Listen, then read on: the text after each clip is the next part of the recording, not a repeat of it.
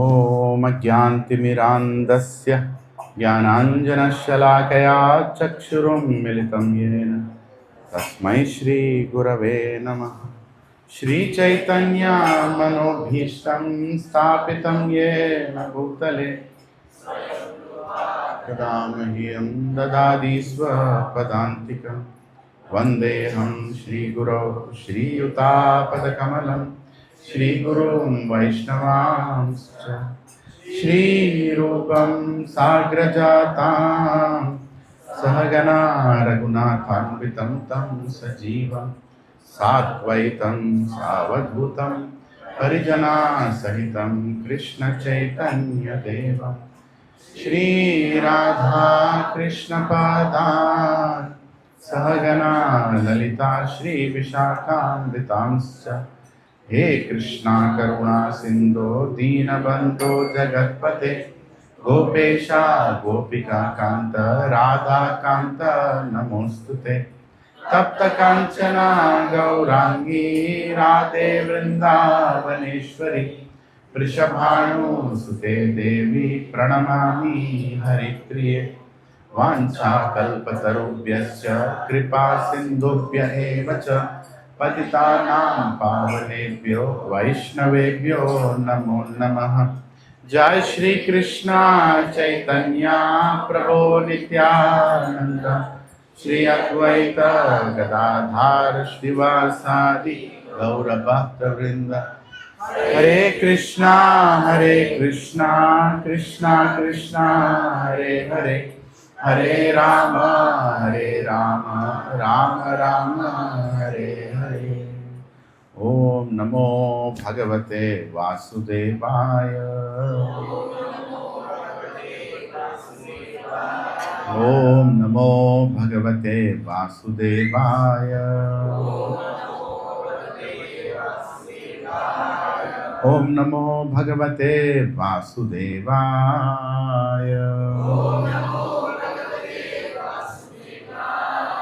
नारायणं नमस्कृत्य नरं चैव नरोत्तमं देवीं सरस्वतीं व्यासं ततो जयमुदीरये। नष्टप्रायेषु अभद्रेषु नित्यं भागवत सेवया भगवती उत्तम श्लोके भक्तिर्भवती नैष्टिकी। कृष्णाय वासुदेवाय देवकी नंदनाय च नंदगोपः कुमाराय गोविंदाय नमो नमः। नमः पंकजनाभाय नमः पंकजमालिने नमः पंकजनेत्राय नमस्ते पंकजांग्रये। नमो महावदन्याय कृष्ण प्रेम प्रदायते कृष्णाय Krishna Chaitanya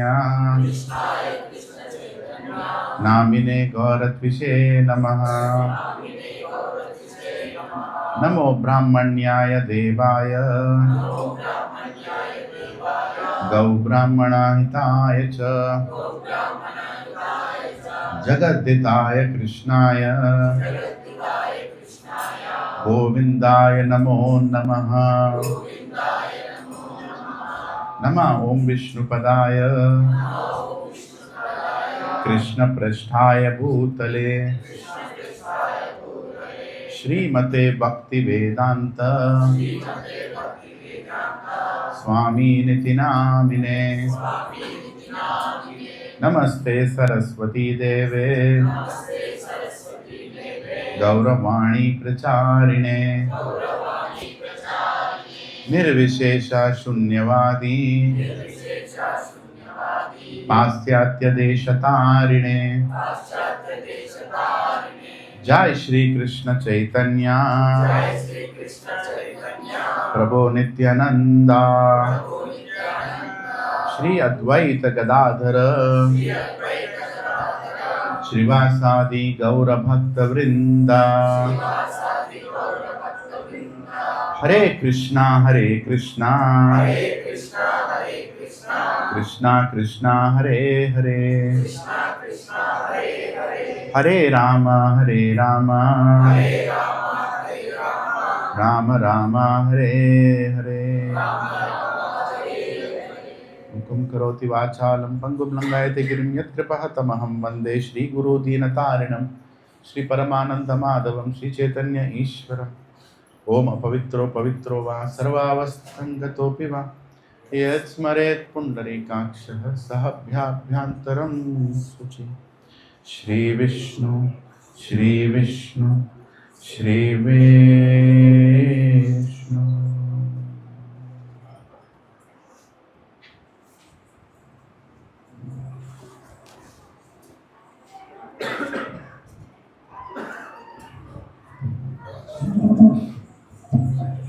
Hare Krishna.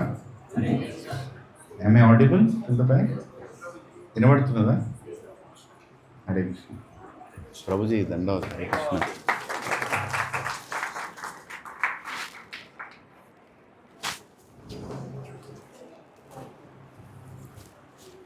I have seen Subbarao Prabhu 5 o'clock in the morning. I am seeing him now. He is everywhere. Always in seva.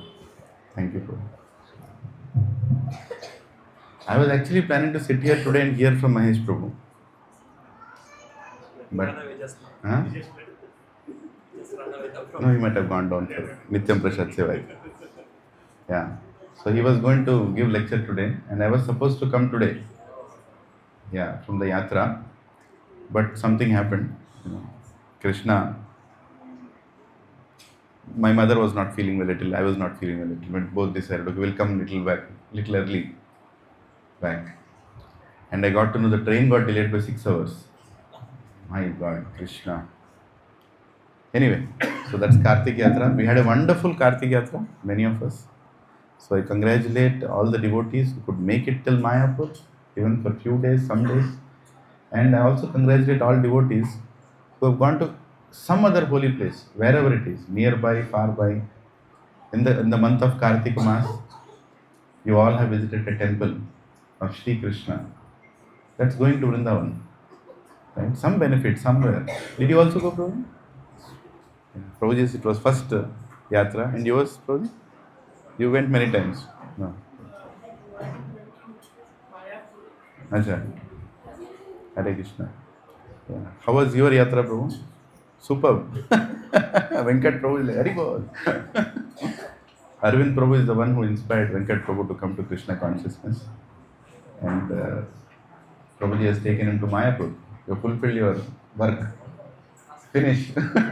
No. It just begins. Right? We all inspire each other to go to dhams. Going to dham is very much part of our Krishna consciousness. Among the 6 processes mentioned in Upadesh Amrita, if you all can refresh your Bhakti Shastri, one of the processes is going to dham. Very, very important, because dham gives us that direct connection of what we are reading, right? And in this month of Kartika Mass, we are spending time discussing Krishna Leelas. Unlike philosophy in Bhagavad Gita or philosophy in Bhagavatam, we are spending more time on hearing the Leelas of Krishna in different parts. Especially Vrindavan. Kartika Mass is especially about Srimati Radharani and her worship. It's the month of Srimati Radharani. Right? There's so many pastimes happen in the Vraj. Of course, some people might think, why Krishna is doing pastimes every day. Every moment for that matter. But Kartika Mass is special.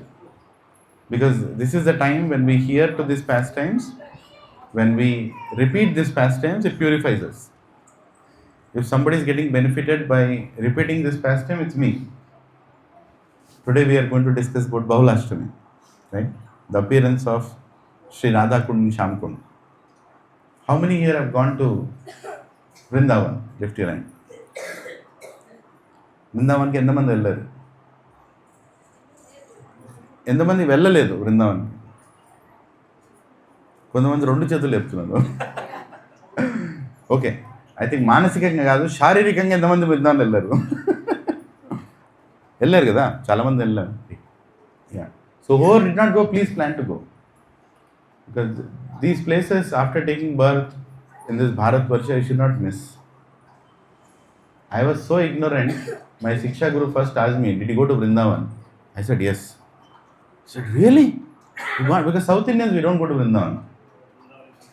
Right? Huh?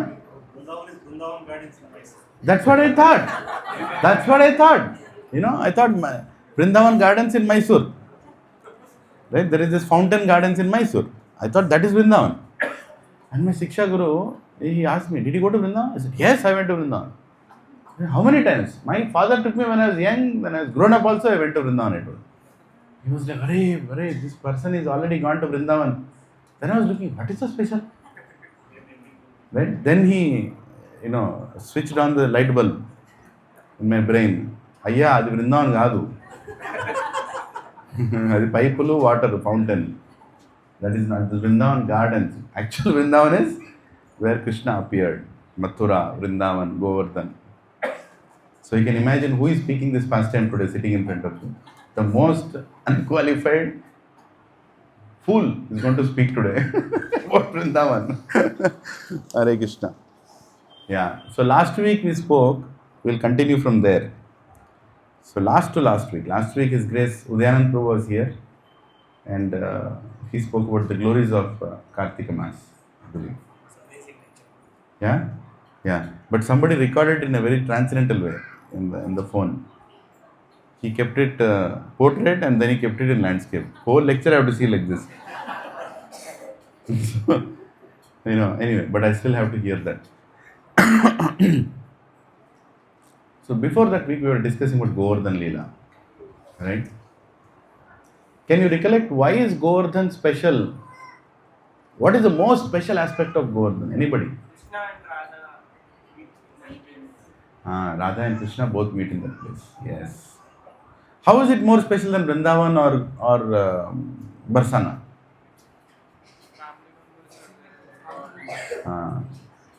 There is always somebody looking at Krishna and Radha in other places. In Govardhan, nobody is looking. Govardhan is a place where both of them come together without any hesitation, without any reservation, without any fear. Of course, there is no fear in that place, but to add mellows, there is Jatila and Kutila always looking at Radharani. Why are you going? Why are you going? Why are you looking here? So, in Govardhan, Jatila and Kutila don't exist. So, we also discussed how the pride of Indra was crushed by Govardhan. Right? Crushed by Krishna lifting Govardhan. And we also discussed, if I remember, is Govardhan God or is he a devotee? Right? So what was the conclusion we came to? Is he God or a devotee? Both. Okay.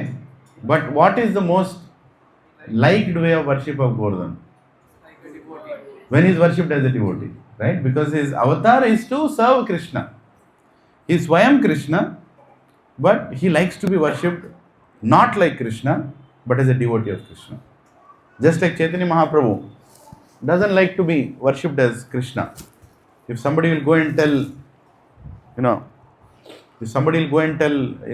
you are Krishna to Chaitanya Mahaprabhu, he says, Hari, what are you doing? Don't tell that. He'll run away from there. He would never like that. In the same way, Govardhan also doesn't want to be recognized as Krishna, but Govardhan is Krishna. Govardhan is part of Krishna, which is landed from the spiritual world, onto the material world. And whole Govardhan is a personification of Krishna's love. And without Govardhan, Srimati Radharani would have not come to this material world. Because Govardhan came, Radharani came. Because Govardhan is a place where I can meet you, where we can have so many nice leelas, so many nice pastimes, right? And in Upadeshamrita, which is a very, very elevated scripture, it is explained that among the holy places, among the most prime abodes of the Supreme Lord, Vaikunta is the highest. Because Supreme Lord is available there and everybody can worship Him. But more elevated than Vaikuntha is Mathura. Because Supreme Lord appears there mercifully. And more elevated than Mathura is Vrindavan. No, before that Gokul. So that is where he did his childhood pastimes. Am I right, Bhakti Shastra students? Yeah. So more elevated than Gokul is Vrindavan. And more elevated. Why Vrindavan? Because Krishna did a lot of his pastimes, killed a lot of demons. Yashoda Maya, Damodar Lila happened. So many things happened in Vrindavan. And more elevated than Vrindavan is Govardhan. Because Govardhan is a place where Radha and Krishna would together come and do so many pastimes. God enjoys Govardhan. And Govardhan enjoys it, serving God. And more elevated in Govardhan than Govardhan is Radha Kunda. And that is the most prominent and most purest, most dearest place of Krishna. Right? Very difficult to conceive sometimes. What is so special? So I was thinking, should I tell the pastime of Radha Kunda by how Arishtasura was killed and then how Radha Kunda got formed? Or should I tell the glories of Radha Kunda first and then tell the story? So what should I do first? Everybody likes story. Okay, I'll do a mix of it. Little here and little there. So, in 10th canto, 21st chapter of Srimad Bhagavatam, it's called Venu Gita. One of the most beautiful chapters with 20 verses. And in this 20 verses, Sukadeva Goswami explains what happens when Lord Krishna plays his flute. What is so special about it? Many people can play flutes, right? But there is something special when Krishna plays flute. The whole universe stops. There is nothing more melodious than Krishna playing his flute. Right? Krishna playing. The Supreme Personality of Godhead, the cause of all causes, is playing flute. And how many ragas can he play flute in? Unlimited. And how many flutes does he have? Many. Not unlimited, many. There is a lecture given by His Grace Radha Gopinath Prabhu in Chopati. I heard this many years ago, I have not heard recently, of the effect of different flutes that Krishna plays. I think Prabhuji discussed like 14 or 15 flutes. There is a different flute Krishna uses at different time of a day. You might be thinking, who supplies so many flutes?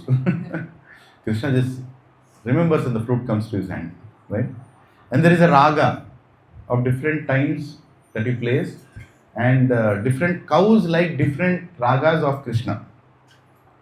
So in Venu Gita, it is explained that how the whole living entities are affected, when Krishna plays, like including birds. When Krishna is playing on Govardhan, Venu Gita is all about Govardhan. Now Krishna is playing flute in Govardhan. Now when he plays that flute, birds are, completely stunned. They start crying. Birds start crying, right?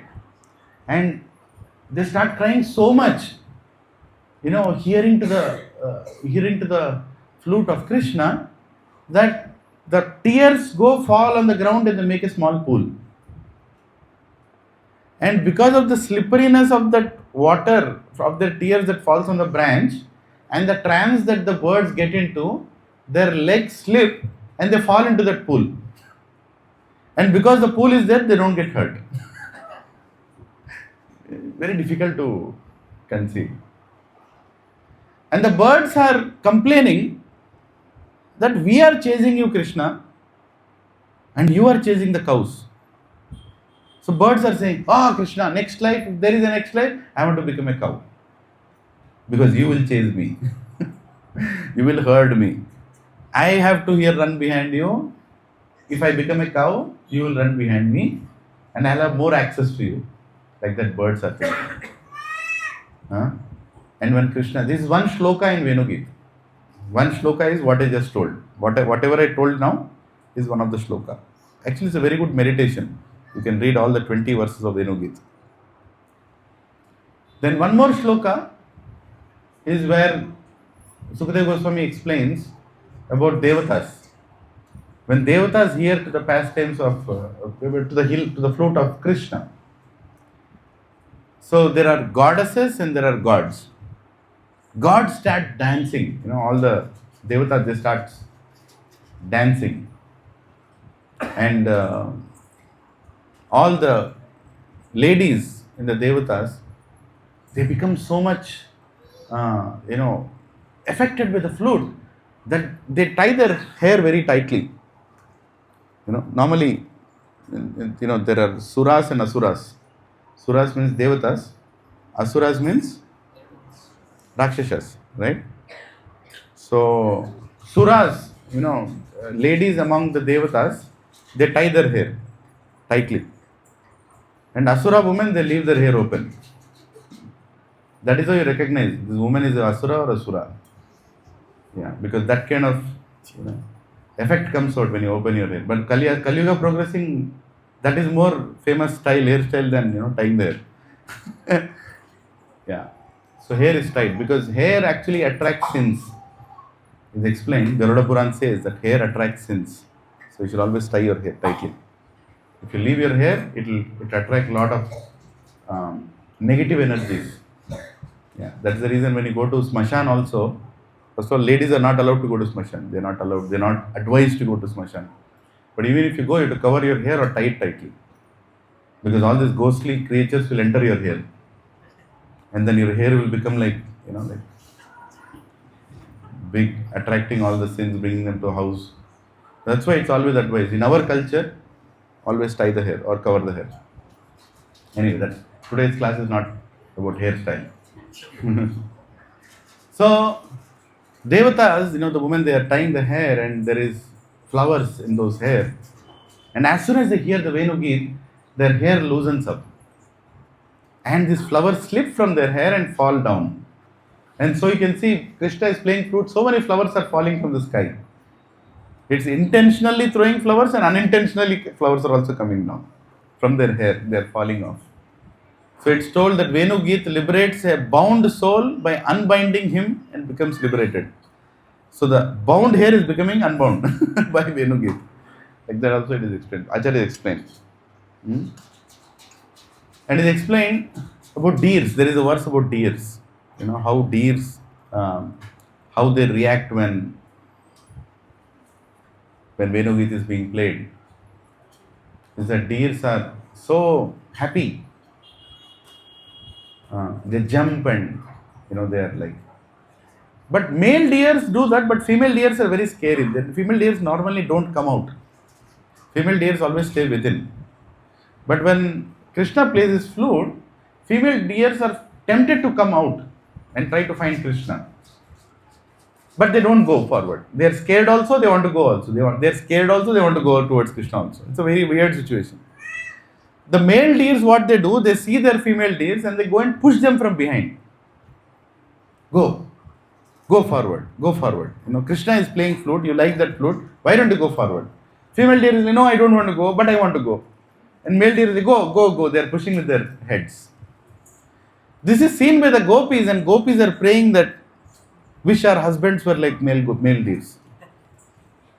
Because we want to go towards Krishna, but our husbands are like, why are you going? When are you going to come back? For what are you going? But look at the deers' husbands. They are nicely pushing them towards Krishna. So deers are having a fun time, and gopis are having a fun time looking at this whole thing, right? Cows and calves also are affected immensely. It is explained that when Krishna plays his flute, there is a tune that he brings one set of cows back to the house. And there is another tune for little difficult cows to bring. And there is another tune for most difficult cows to bring. They are like stubborn cows. I'll keep eating grass. I am not going to come now. For that, Krishna plays a special tune. And finally, when all the tunes get over, then Krishna shouts the names of the cow. Come, you come now. Subal, you come now. You come now. So Krishna knows the names of all the 900,000 cows, right? And which is the place from where he shouts the names in Vrindavan? Tirkadam, right? The tree. How many have gone there? There's a beautiful tree in Vrindavan, Tirkadam. There he sits, and finally he plays the flute and like, you come, you come, you come, you come, you come. Finally shouts the names. And it is explained, some cows are so stubborn that even after calling names, they don't come. Then Krishna personally goes and brings them. So you can see how personal relationship cows have, with their caretakers. Very personal. It's far beyond our imagination. In my little endeavor to serve cows, I always say I can write a book on cows. But my book title will be How Not to Take Care of Cows. Because I've done all the mistakes in the planet. How not to take care of cows. So, I have seen, the cows are so personal. Once I donated some cows out, and one cow, Surabhi, she went to that place. She didn't eat for 2 weeks. She didn't eat. That farmer was calling me, "Pray, Prabhu, your cow is not eating. It is not eating grass. I am keeping dana. Dana also it's not eating. Little it's touching and it's leaving.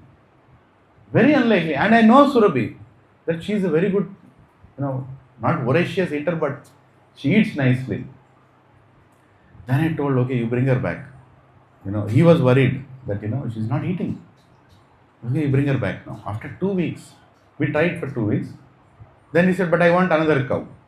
You've given me one cow, now I'm used to cow, I need another cow. I said, okay. I was not planning to give Vishaka, but then, okay, let Surabhi come, let Vishaka go. So Surabhi, she came down in the farm, and then I made Vishaka board. Vishaka was very happy to go. Not happy to go, but she was okay. And then she came down and she was restless.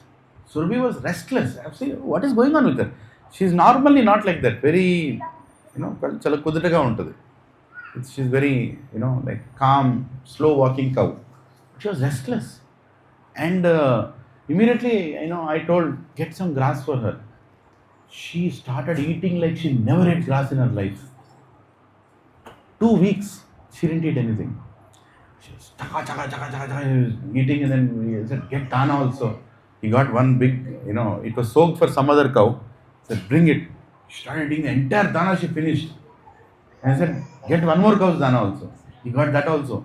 She ate so much that day, because can you imagine not eating for 2 weeks? And after eating all that, she looked at me like this. I said, okay, I'm sorry. Cows are like that.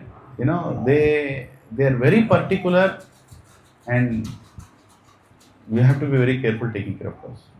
I would suggest, don't start taking care of cows if you really don't have time to take care of cows.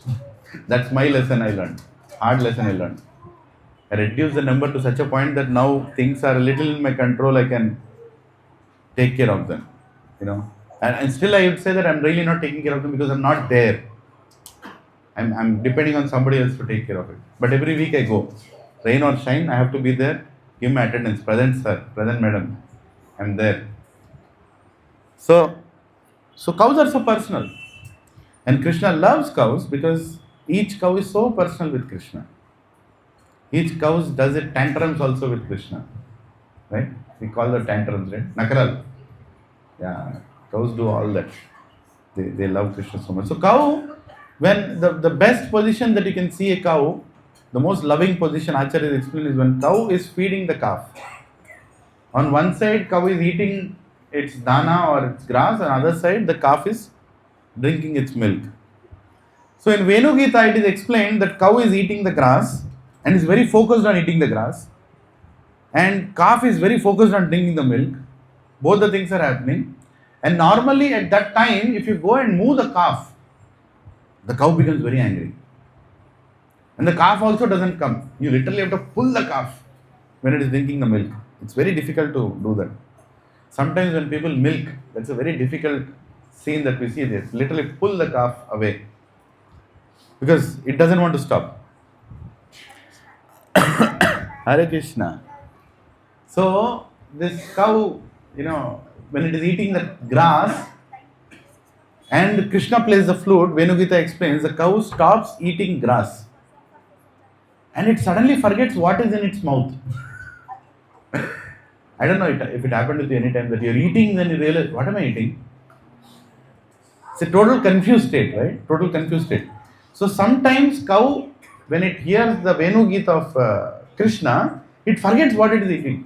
And then it starts like this, what am I eating? Is it grass or? And then she is so much engrossed in, in remembering Krishna in the Venu Gita. And Krishna is, playing the flute and the calf is busy sucking the milk. If you've seen, that's a beautiful scene. Even now you can see the most pure love, where the calf is sucking the milk of its mother. Top, it hits the stomach. If it doesn't come, again it pulls it down. Right? At that time it is explained, when the calf hears the Venu Gita, it stops the milk in its mouth, which is highly unlikely. A calf never stops the milk in the mouth. If it drinks, it drinks. You understand what I'm saying? It just swallows. It doesn't keep in the mouth.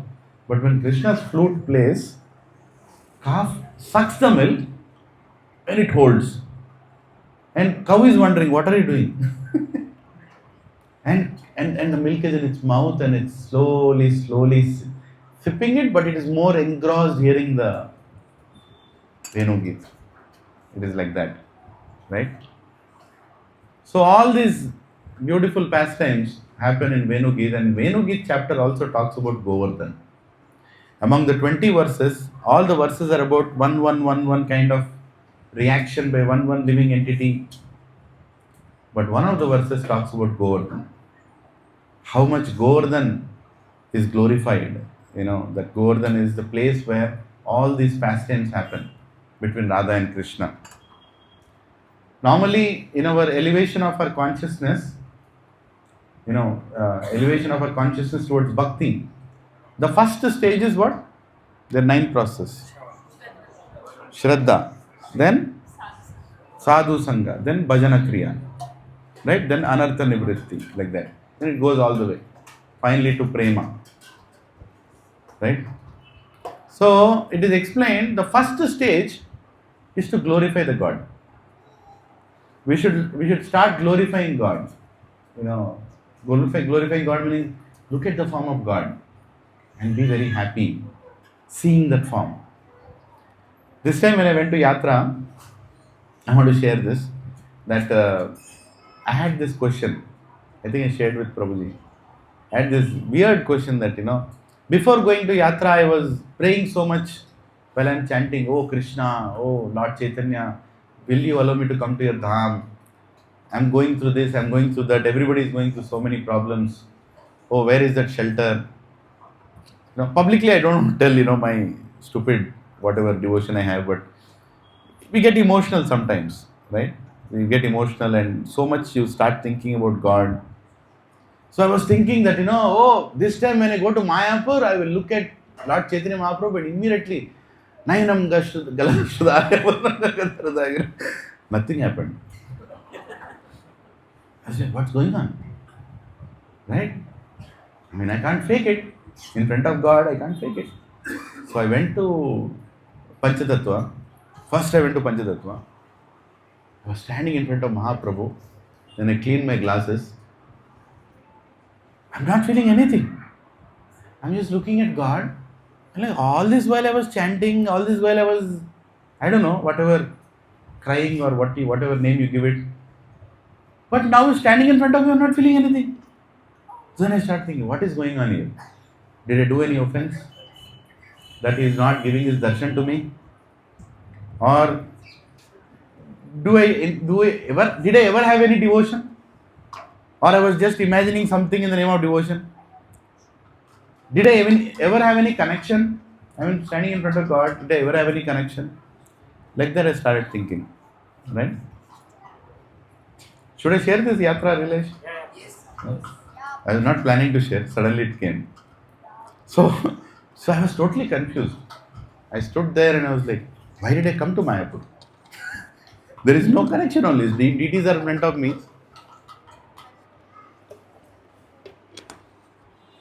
So I kept that question. And then some things happened in everybody's life, some things happen. And then you start taking shelter of Krishna, and then you start thinking, why it happened to me? Why it happened now? Why did it happen like this? And some fears also come inside. Fear is one of the emotions. Haya, it comes inside. So I was thinking, Are, when some fear comes, I forget God. I got a question standing in front of deities. I got a question that when I'm fearful, I'm forgetting you. Then I'm thinking that maybe I didn't understand the philosophy properly. That is the reason I'm still being fearful. Are you all following me? Some kind of thought started coming inside. Is Krishna planning all these incidents in my life so I surrender to him fast? Or is Maya Devi planning all these incidents so that I can surrender to him fast? Or is it only my past karma which is coming back to me in the form of these incidents that I should surrender fast? But what is this fear? Fear that is I'm keeping in my mind. Array, I read so much, I tell so much to others, but I myself am fearful. What is going on with me? Right? And now I have come here keeping all that fear in my heart in front of Krishna, and there is no connection only. There is no darshan only. I'm not feeling anything in front of the deities. So I drafted these questions immediately. I sent it to one of my Siksha Gurus. He might have seen this question. Phir chalu ho gaya hai. So, see, I'll tell you how the Dham reveals. This is a very insignificant realization, but I'm just sharing with you. So, I had two questions. One, how to deal with fear when it's coming into you. And two, why is there no connection between me and the deities when I've come all the way till the Dham? It may not be your question. I don't know how many of you have this question, but I felt these questions. So, next day morning, me and my mother, we were sitting in Pandal and we were having breakfast. There was a separate Pandal for Varishta Vaishnavas this time. Because 10,000 people, and people above 70, they need to be taken care separately. And people above 70 were more than 1,000. So there was separate Pandal kept for their prasad. So there was board there, Varishta Vaishnavas Pandal. And I was thinking, I'm not a Varishta Vaishnava, I'm a Varashta Vaishnava. Will they allow me? So they went to the Pandal, they looked at my mother. Then I also kept my hand on her as if I take care of her. So okay, both can come inside. Anyway, so Varishta Vaishnava entering Varishta Vaishnava camp. I went inside, I sat there. So beside me was Dwarkadish Prabhu. Dwarkadish Prabhu was having his breakfast. He looked at me, hey, Hari Bol Prabhu. I said, Hare Krishna Prabhu, you recognize me. So I said, can I come? Can I come and sit with you? He said, yes, please come. Maybe he didn't expect that I will ask questions. So I went and sat there. I asked the question, Prabhu, can I ask a question to you? He said, yes. But he also had to go, right? So quickly I had to ask. So Prabhu, there is no connection with the deities. Kya ho raha hai mere ko? I didn't ask the second question about fear, how to deal with fear. The first question, Prabhu, wo connection nahi ho raha hai. I've come from Hyderabad. I'm standing in front of Radha Madhav. I'm standing in front of Mahaprabhu. But there is no connection. मेरे को वो emotion नहीं आ रहा है. Same, I used to get better emotion sitting in my house in Hyderabad while I'm chanting in front of the deities, but here I'm not feeling that. Please solve. How many want to know the answer? Maybe it will help you also. I don't know. So, Prabhuji told a beautiful thing. He said, Prabhuji, your problem is you are seeing that as a deity. Your problem is you are seeing Krishna as a deity. That is not a deity, Prabhu, that's Krishna. Why are you not thinking that you have come in front of Krishna? Why are you thinking you have come in front of a deity? And if you think that Krishna is deity, then that is what you will see. Hare Krishna, that is right. Ek lapa laga, Mayapur mein. Yes, this is needed. This correction is needed. That is not Gaurnita deities. That's Mahaprabhu standing there. Now talk to me. Mahaprabhu is saying, Chalo, talk to me. Let's speak to me. God is asking, talk to me. That's why they say when you go to Tirupati, especially when you go to Tirupati, you hardly get 3-4 seconds in front of the deities. Don't close your eyes. You don't need to close your eyes. Of course, naturally you will close your eyes. But then don't close. He wants to look at you. He wants you to look at him. Prabhuji told, Krishna wants you to see him. You have come to the Dham. Look at him. What are you standing there and complaining? मेरे को आंसू नहीं आ रहा है, मेरे को prayer नहीं आ रहा है. Forget about all that. Take darshan of Krishna. You go in front of Mahaprabhu. You go in front of Panchatattva. Look at. Did you look at Panchatattva? I said, Prabhu, I looked at. No, you did not look at. What did you look at? Tell me. What all you looked at Panchatattva? I said, Prabhu, I looked at. Did you look at how thick ankle bell he was wearing? Did you look at the size of tilak? Did you look at his lips? Did you look at the garland that was, how many garlands were there? Did you look at the way cloth, the cloth was folded and kept on his shoulder? Did you look at Nityanand Prabhu's, garlands? Did you look at his lotus feet? Did you look at the pose in which he kept his legs? Did you look at the ankle bells at, sorry, I was saying ankle bells here. I meant to say at the, right? At the feet. Did you look at did you look at this? Did you look at that? Did you look at the hairstyle of Nityanand Prabhu? Did you look at, Advaita Acharya? And did you look at the way he is standing? Did you look at the pose? Did you look at this? Did you look at that? Then I said, Prabhu, I did not look at it. So that is your problem. When you go in front of God, look at God. Because that is also a part of devotion. You should look at the Supreme Lord's beauty. Bhagavatam explains, look at from his lotus feet. First canto. Second canto is the lotus feet of Krishna. Then you go to his, his feet, thighs, waist, navel, chest, neck, and finally the lotus face in the 10th canto. Then his mukut, everything, 11th and 12th. Right? So there is a darshan that you are missing. Prabhu, you have done your prayers properly, and that is the reason Krishna allowed you to take his darshan. So you coming to Mayapur itself means that your prayers are answered. Now stand in Mayapur and don't think, why am I not praying like that? You already done your prayers. Take his darshan.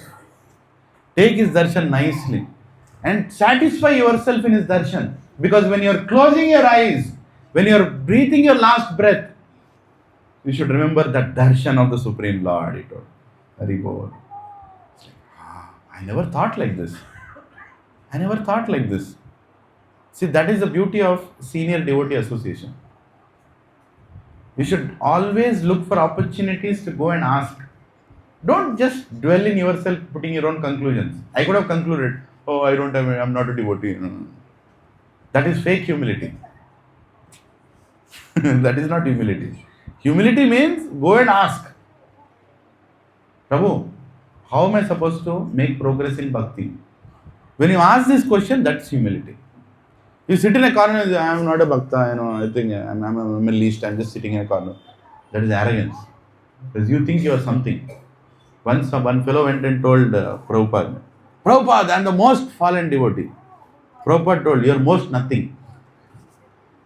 You cannot be anything. How can you be most fallen? Right? You are most nothing, he told. Most fallen kaadu, most elevated kaadu. You are most nothing. Prabhupada knows how to completely smash the ego of anybody. Even thinking that you are the most fallen is ego only. So better go and ask. So because I asked Dwarkadish Prabhu, he beautifully told this. Now here the climax. I am telling it climax. So next day I went for Darshanarthi. One day I went, Prabhuji was also there. So before day.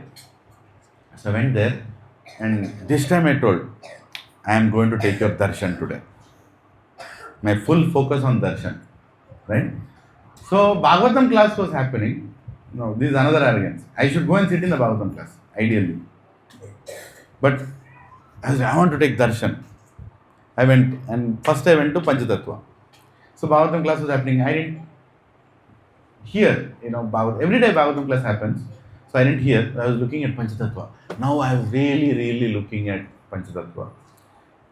Starting from the lotus feet, to his elbows, to his thighs, to his waist, to his navel, to his chest, to his, to his neck, then the lotus face and the beautiful hair of Gauranga Mahaprabhu. Gauranga! So beautiful he was. And I was actually thinking, Arey, why was I not noticing all these things? He's so beautiful.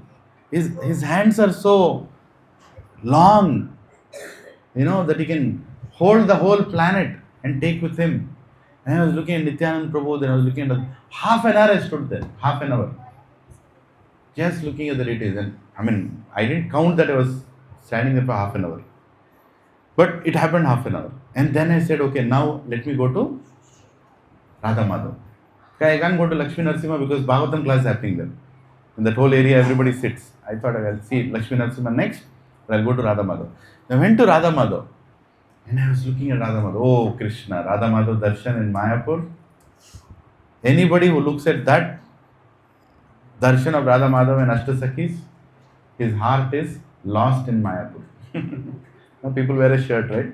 Lost my heart in Vrindavan, lost my heart. So beautiful.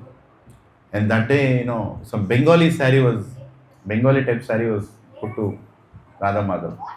I was looking at Radha Madhav, and 20 minutes I was looking at all the Sakhis. Prabhuji told me how to look at. He also told, look at all the Sakhis, what they are holding for Krishna and Radha. Look at them. I was looking at all of them. And then after looking at everything, then I realized that behind me a class is going on. I was not focusing at all. I was only just looking at.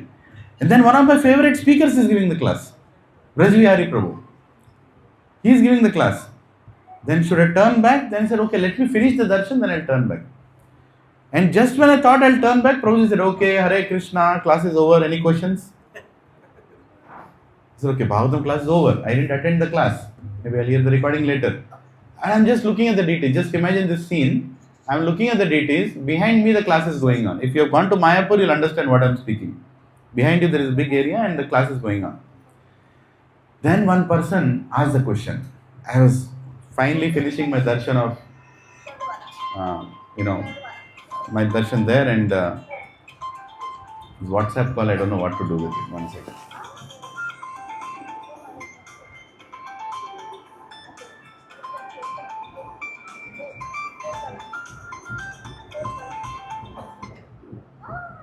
Yeah.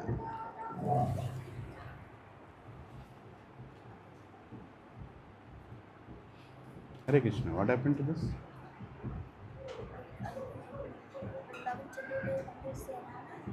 Yeah, that's right. Yeah.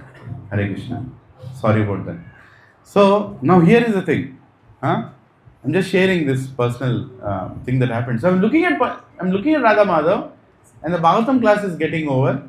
And Prabhuji said, you can ask a question. And the person who asked the question, what was his question? I don't know how to deal with fear. I didn't know who is asking. I'm still looking at Radha Madhav. Then I said, okay, so Krishna, you heard my question and you're going to answer that question. Brajvihari Prabhu is going to answer that question. I will imagine that you are answering from his mouth. I'm not going to turn back and hear the answer. I want to hear from you. I was so happy. It's something that you can't express. Something that you can't explain. It's a personal thing. And I'm looking at the deities and I'm like, Krishna, you are speaking now. And Brajvihari Prabhu started answering the question. Exact question the way I wanted to ask. He also phrased the question like that. I don't know how to deal with fear and I hate to be in front of God with fear. What to do with this emotion of fear which I can't control? How to get rid of this emotion, Prabhu? Please tell me. I want to understand how to deal with fear. And why is this fear coming? Is it a coincidence, Prabhu? It can't be. How can it be?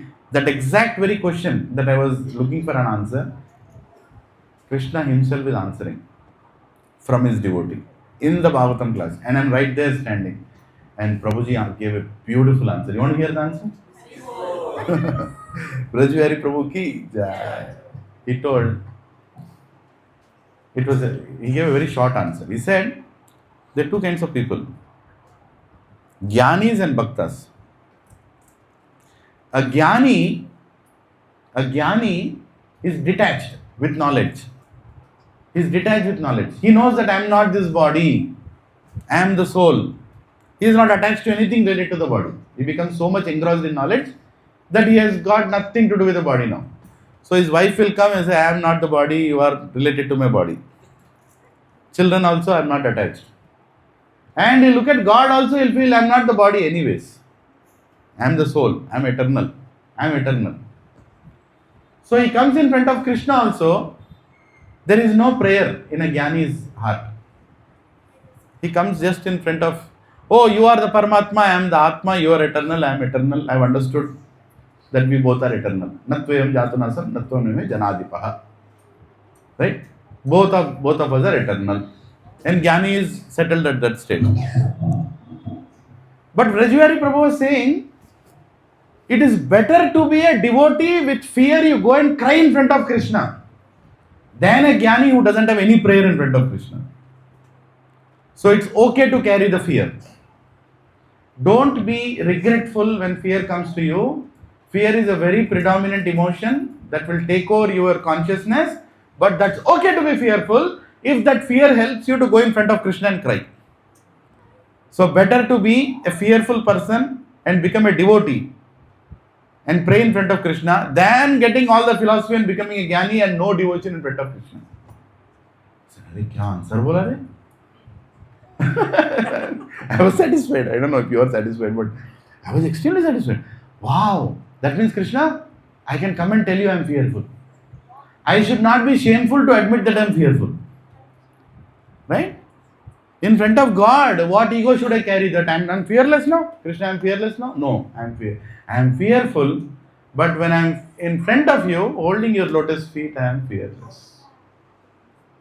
Right? Abhaya Charanara. Abhaya. You become Abhaya by going in front of God. But you have Bhaya. You have Bhaya. And being fearful is part of this material world. How can you say staying in the material world you are not fearful? Bhagavatam is saying, Padam Padam Yat Vipadam Natesham. At every step there is fear and danger. Right? Of course, devotion should make you fearless. But if that fearlessness is taking you to a state where there is no prayer in front of God, then what use is that fearlessness? Did you all understand? I understand. Hari Bol, Hare Krishna. Yes, right? So, ultimately, anything that is happening in our life, that's what I understood in front of Radha Madhav, is planned by Krishna. And if that planning is making us go and cry in front of Krishna, and that incident is making me fearful of my existence, and that is taking me to Krishna, then that incident is the most auspicious incident in our life.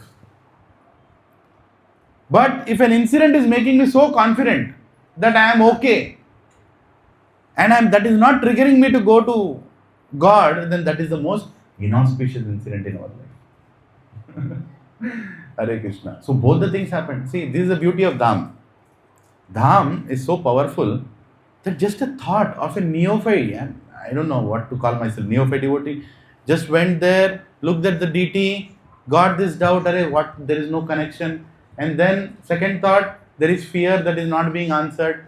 Then I just took these things, saw a devotee told me next day morning, both the things are answered in such a way that Krishna himself is saying that don't worry, come with fear to me.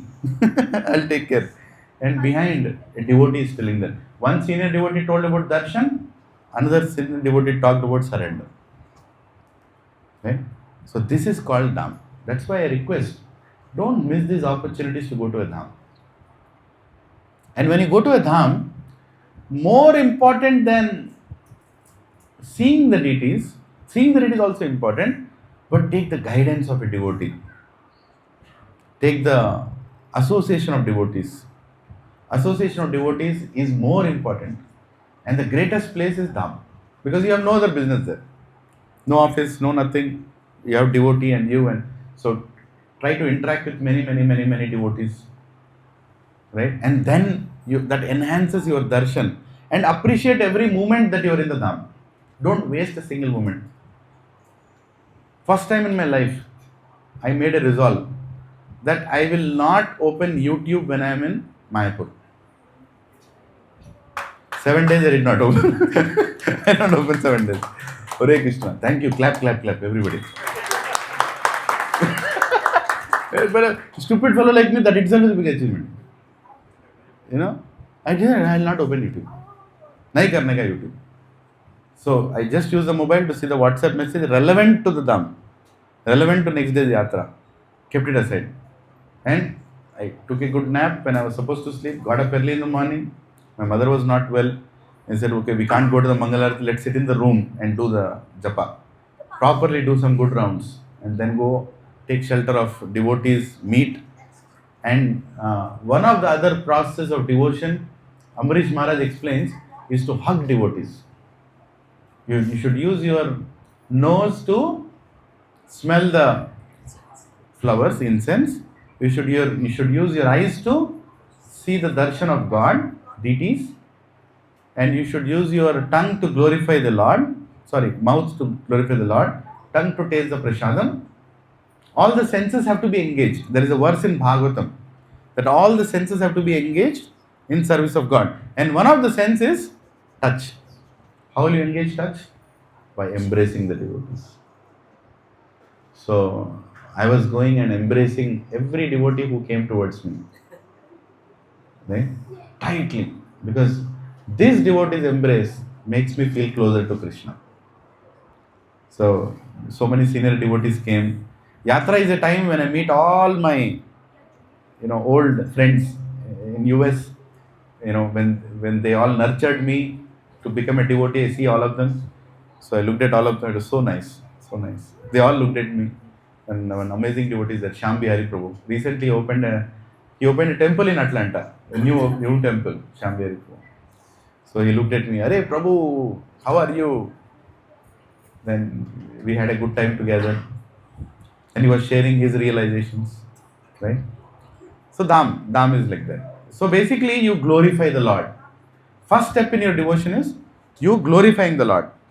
And second, when you glorify the Lord, you become attached to the Lord, and then you feel the separation from the Lord. Separation from Lord should come. Slowly you'll feel, "Arey, I've come back from yatra. I'm missing those deities now." That's a good separation. How many of you feeling a little here and there? Arey, I'm away from Mayapur now. Right? Separation. And with that separation will come humility. When you become really, even satsang. Arey, I'm out of the satsang now. I'm already feeling the separation. When will the next Sunday come? When will I hear about God again? Right? When will we do Aarti together? Separation. And from separation, your attention goes, when you become, so first is glorifying, second is separation, third is humility. And when you become humble, your humility, your heart becomes humble. Then whenever you think about God, you think about His lotus feet. That becomes natural. That you want to take shelter of His lotus feet. See, earlier I would go and see. I went to temples many times. Before coming to ISKCON, the first thing I used to see is face of God. Like this. But after coming to ISKCON, by mercy of Srila Prabhupada, now first look at the lotus feet of God. Right? That means the process is working. थोड़ा काम कर रहा है ना? Yeah. Process is working. So you look at the lotus feet of God. Right? So what is the first one? Glorification of God. Second is separation, humility, and then attachment to lotus feet. And Govardhan is special because Govardhan is filled with the lotus feet of Krishna. Right? So that is the reason when devotion increases in somebody, then his attachment to Govardhan increases. Lot of people, they don't have connection with Govardhan. But Acharyas, their greatest connection is Govardhan only. Bhakti Siddhanta Saraswati Goswami Maharaj, When he named the deities, he named them as Gandharvika Giridhari. Giridhari. Why? Because Govardhan is more special than any other place, because that is a place where Krishna's lotus feet is everywhere. Devotees don't climb on Govardhan. When we go to Govardhan, we just circumambulate Govardhan. We don't climb Govardhan. Why? Because you don't want to stand on the feet of Krishna. Because Govardhan is filled with his footprints. You don't climb on the footprint. Tell me one devotee who thought like this in Bhagavatam. Akrura. If you read the prayers of Akrura, Akrura comes to Vrindavan and is looking for the lotus feet of Krishna in every place. And he's thinking, oh, how can I walk in this place? How can I cross this place? Because his lotus feet is everywhere. Right? So that is how he sees. Everything is so sacred in the Dham. Everything is so sacred in the Dham. Because, and especially Govardhan is a place where footprints of Krishna and Radharani and all the cows and all the gopis, all the footprints are there. And that is the reason Acharya said, don't climb Govardhan. You can take darshan of Govardhan from below. Right? And Govardhan is the epitome of all the rasas. What are the 5 rasas? Shanta rasa, Dasya rasa, Sakhya rasa, Vatsalya rasa, Madhuri rasa. Right? So what is the speciality of Shanta rasa? What is the consciousness of a devotee in Shanta rasa? No material attachment. Repeat after me. No material attachment. Fixed in devotion. That is Shanta rasa. Meaning, he has no material attachment. Bhoga Ishwari Prashaktanam Taya Pratitetasam Vyavasayatmika Buddhi Samadhavana Buddhiyate. No Bhoga, no Ishwari. Complete Vyavasayatmika Buddhi is Shantarasa, where he has no attachment to anything material. And what is the second one? Fixed in devotion. He is fixed in devotion. He is very clear. Krishna is the Supreme Personality of Godhead, and my goal is to become a servant of Krishna. In doubt level, fixed in devotion. Okay, na? That is Shantarasa. So what are there in Shantarasa? No material attachment? Fixed in devotion. Now little higher than Shantarasa is what? Huh? Dasirasa. Dasirasa, what is the one additional thing? Does Dasirasa have these 2 qualities? No material attachment and fixed in devotion? Yes. What is that one extra quality in Dasirasa? Service. Extreme possessiveness towards service. Extreme attachment and possessiveness towards the Supreme Lord. That makes you a Dasa. From a Shanta, a Dasa. Right? So what are the 3 things that Dasirasa has? No material attachment, fixed in devotion. Third one, extreme possessiveness. Extreme possessiveness to an attachment towards Supreme Lord. That is Dasirasa. And one more thing that Dasirasa invokes is active service. You are very active in service. Right? Like Hanumanji. Dasirasa is exemplified by Hanumanji. All the time he is looking for service. Some service I need. Without service I cannot be. Once Lord Ram was, the people in Ayodhya were kind of concerned that this Hanuman is not allowing anybody any service. He only wants to do all services. So they made a list of services for Lord Ram. And they made sure Hanumanji's name is not there. Then they gave it to Lord Ram and said, you can name who is going to do what service in Ayodhya. So Lord Ram started reading, my this service, my that service, my this service, my this service, this service, this service. And then Hanumanji's name is not there. Lord Ram also was thinking, how come his name is missed? But Hanumanji was more upset. My name is not there. What to do? What should I do? I need to have some service. Right? Now a devotee is so eager to be in service. That is called Dasya Rasa. Hanumanji thinks, how can I exist without service? There is no existence for me without service. Then he goes and sits in front of Lord Ram. What service will I get? I have not been given any service. I can't live. I'll die without service. I need to have some service. And suddenly Lord Ram, he just, after his work or whatever, oh, like this he does. Immediately, Hanumanji decides, I got a service. What is that service? Every time Lord Ram yawns, I have to do like this. He created his own service. Right? And then, that night Lord Ram goes to sleep. Mother Sita is sleeping, beside him in that mahal. And Hanumanji is standing on the terrace, waiting. When will Lord Ram yawns?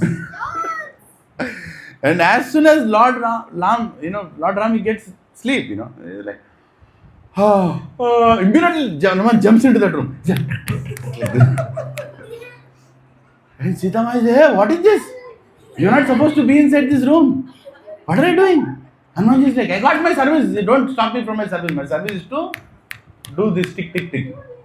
Immediately, Sita Ma looks at Hanuman. Lord Ram says, who is responsible for this situation? Why this personality is so eager to do this service? Doesn't he have any other service? And Lord Ram says, actually there was a problem. They made a whole list of services for me. They didn't I'll give any service to Hanumanji. I didn't know that he'll create this service for himself. Right? So that is Dasya Rasa. Active in service. What are the two special things about Dasya Rasa? Active in service and extreme possessiveness towards the deity. Right? So the four things. Let us repeat the four things again. Little revision. So Sakya Rasa, no material attachment, fixed in devotion. Little greater than that is Dasya Rasa.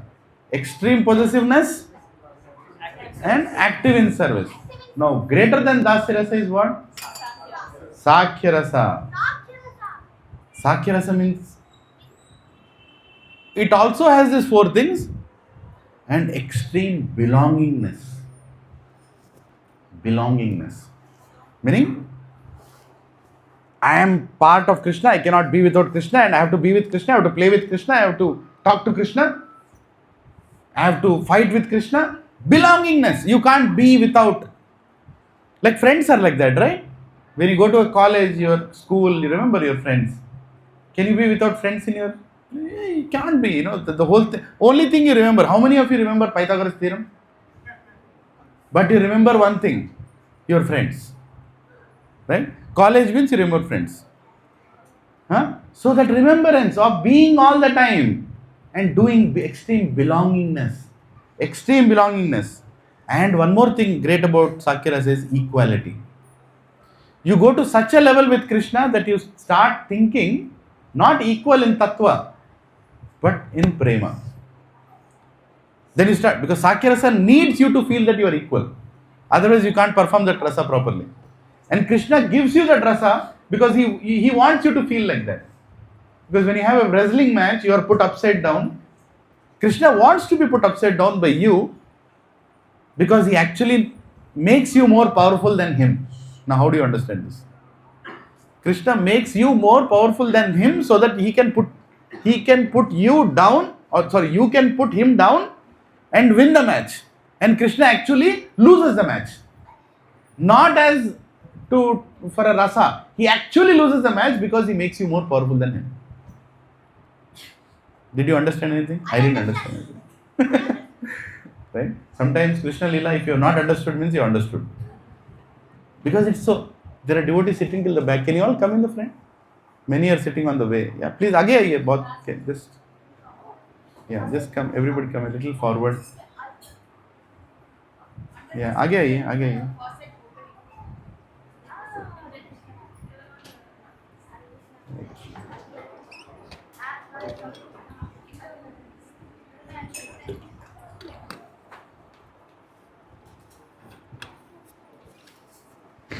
Yeah. So extreme belongingness. When extreme belongingness comes into the rasa, then it goes from dasya to sakya. Shanta, dasya, sakya. Now what is greater than sakya rasa? Vatsalya rasa. Now what is the speciality about Vatsalya rasa? No, you feel that you are capable of nourishing the Supreme Lord. Superior in a way. But superior is not a right word. It's like you want to nourish the Supreme Lord. You want to take care of Him. It goes one more level.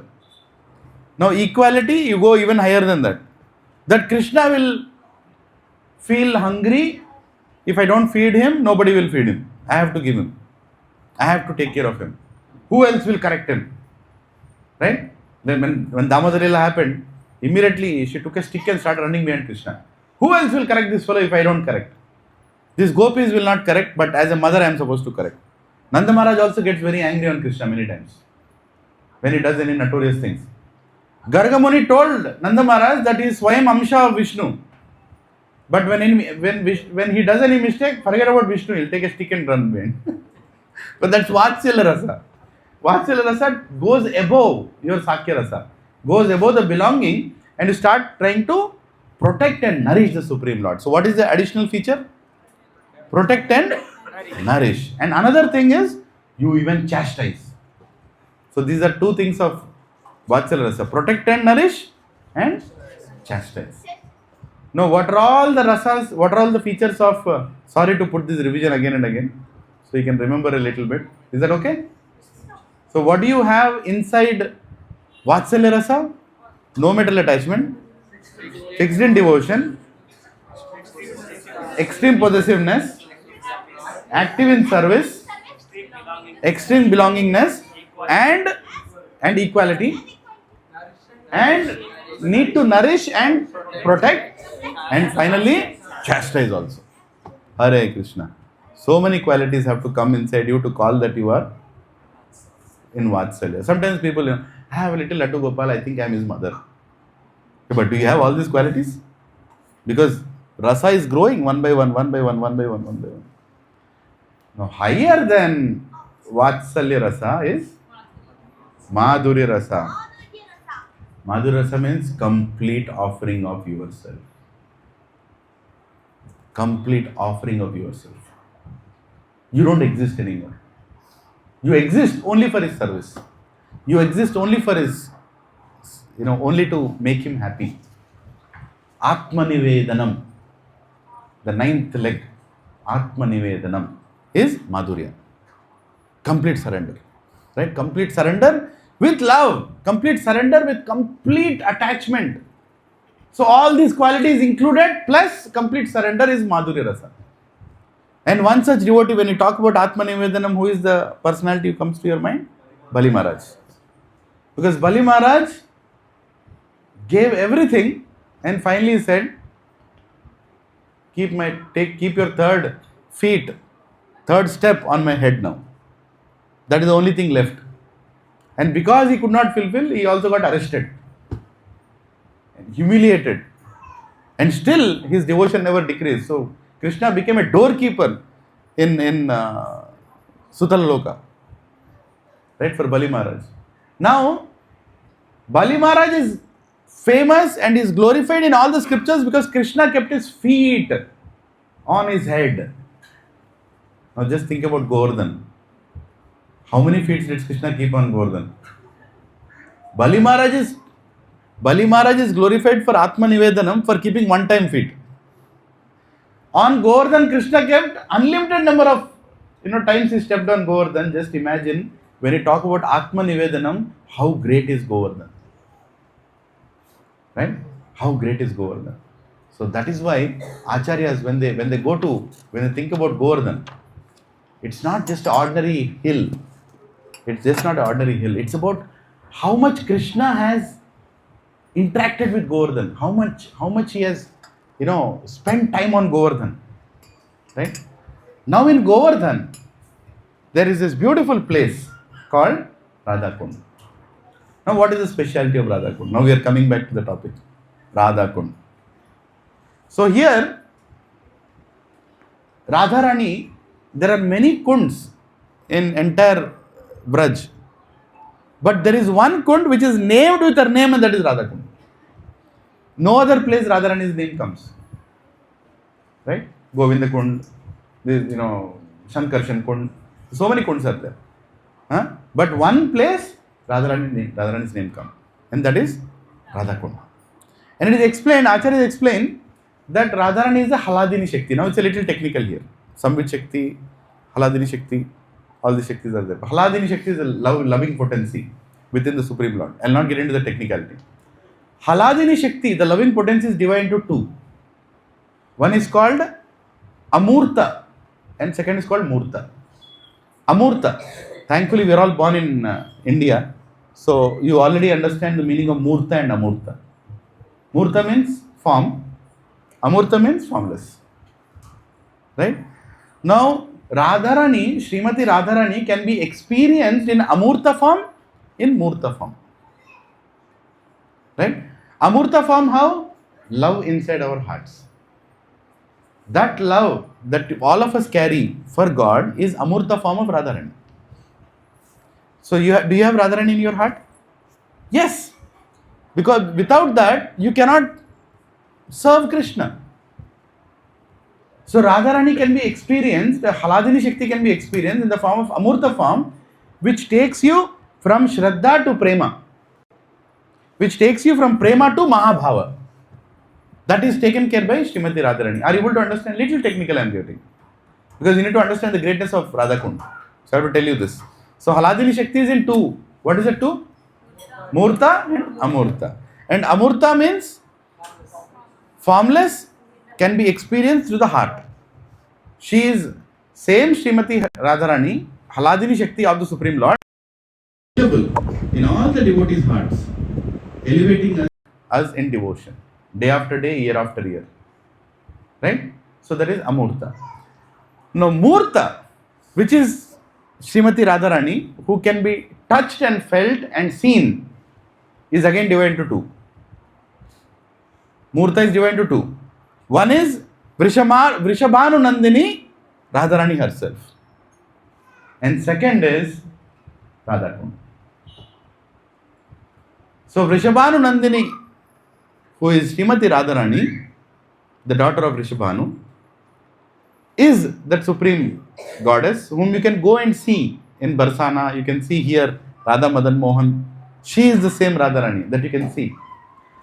But to experience her love in the Murta form is Radha Kunda. This is explained by the Acharyas that Radha Kunda is non-different from Srimati Radharani. And that is the reason our Acharyas told, never go and bathe in Radha Kunda. No. On one side, the Upadeshamrita says, and many other scriptures say that you should bathe in Radha Kunda. And other side, Acharyas also say that you should not bathe in Radha Kunda. How do you understand this? So Prabhupada clarified this. He said, don't try to have sports in Radha Kunda. Don't think that Radha Kunda is a swimming pool. Don't go into this Radha Kunda and start, oh, I am feeling so nice. Prabhuji, kaisa lag raha hai aapko? No. Right? First of all, just take Achman. Pay Dandavat Pranam, take Achman. That is how much Acharyas have allowed. Because Radharani is not different from Radha Kunda. If you are doing any nonsense in Radha Kunda, that's like directly you are dealing with the form of Radharani. You are not dealing with anything less. Right? Now, Radha Kunda is so special that Lord Krishna considers Radha Kunda more important than Swayam Radharani. Now, you might ask, how is that possible? Radharani is very dear to Krishna.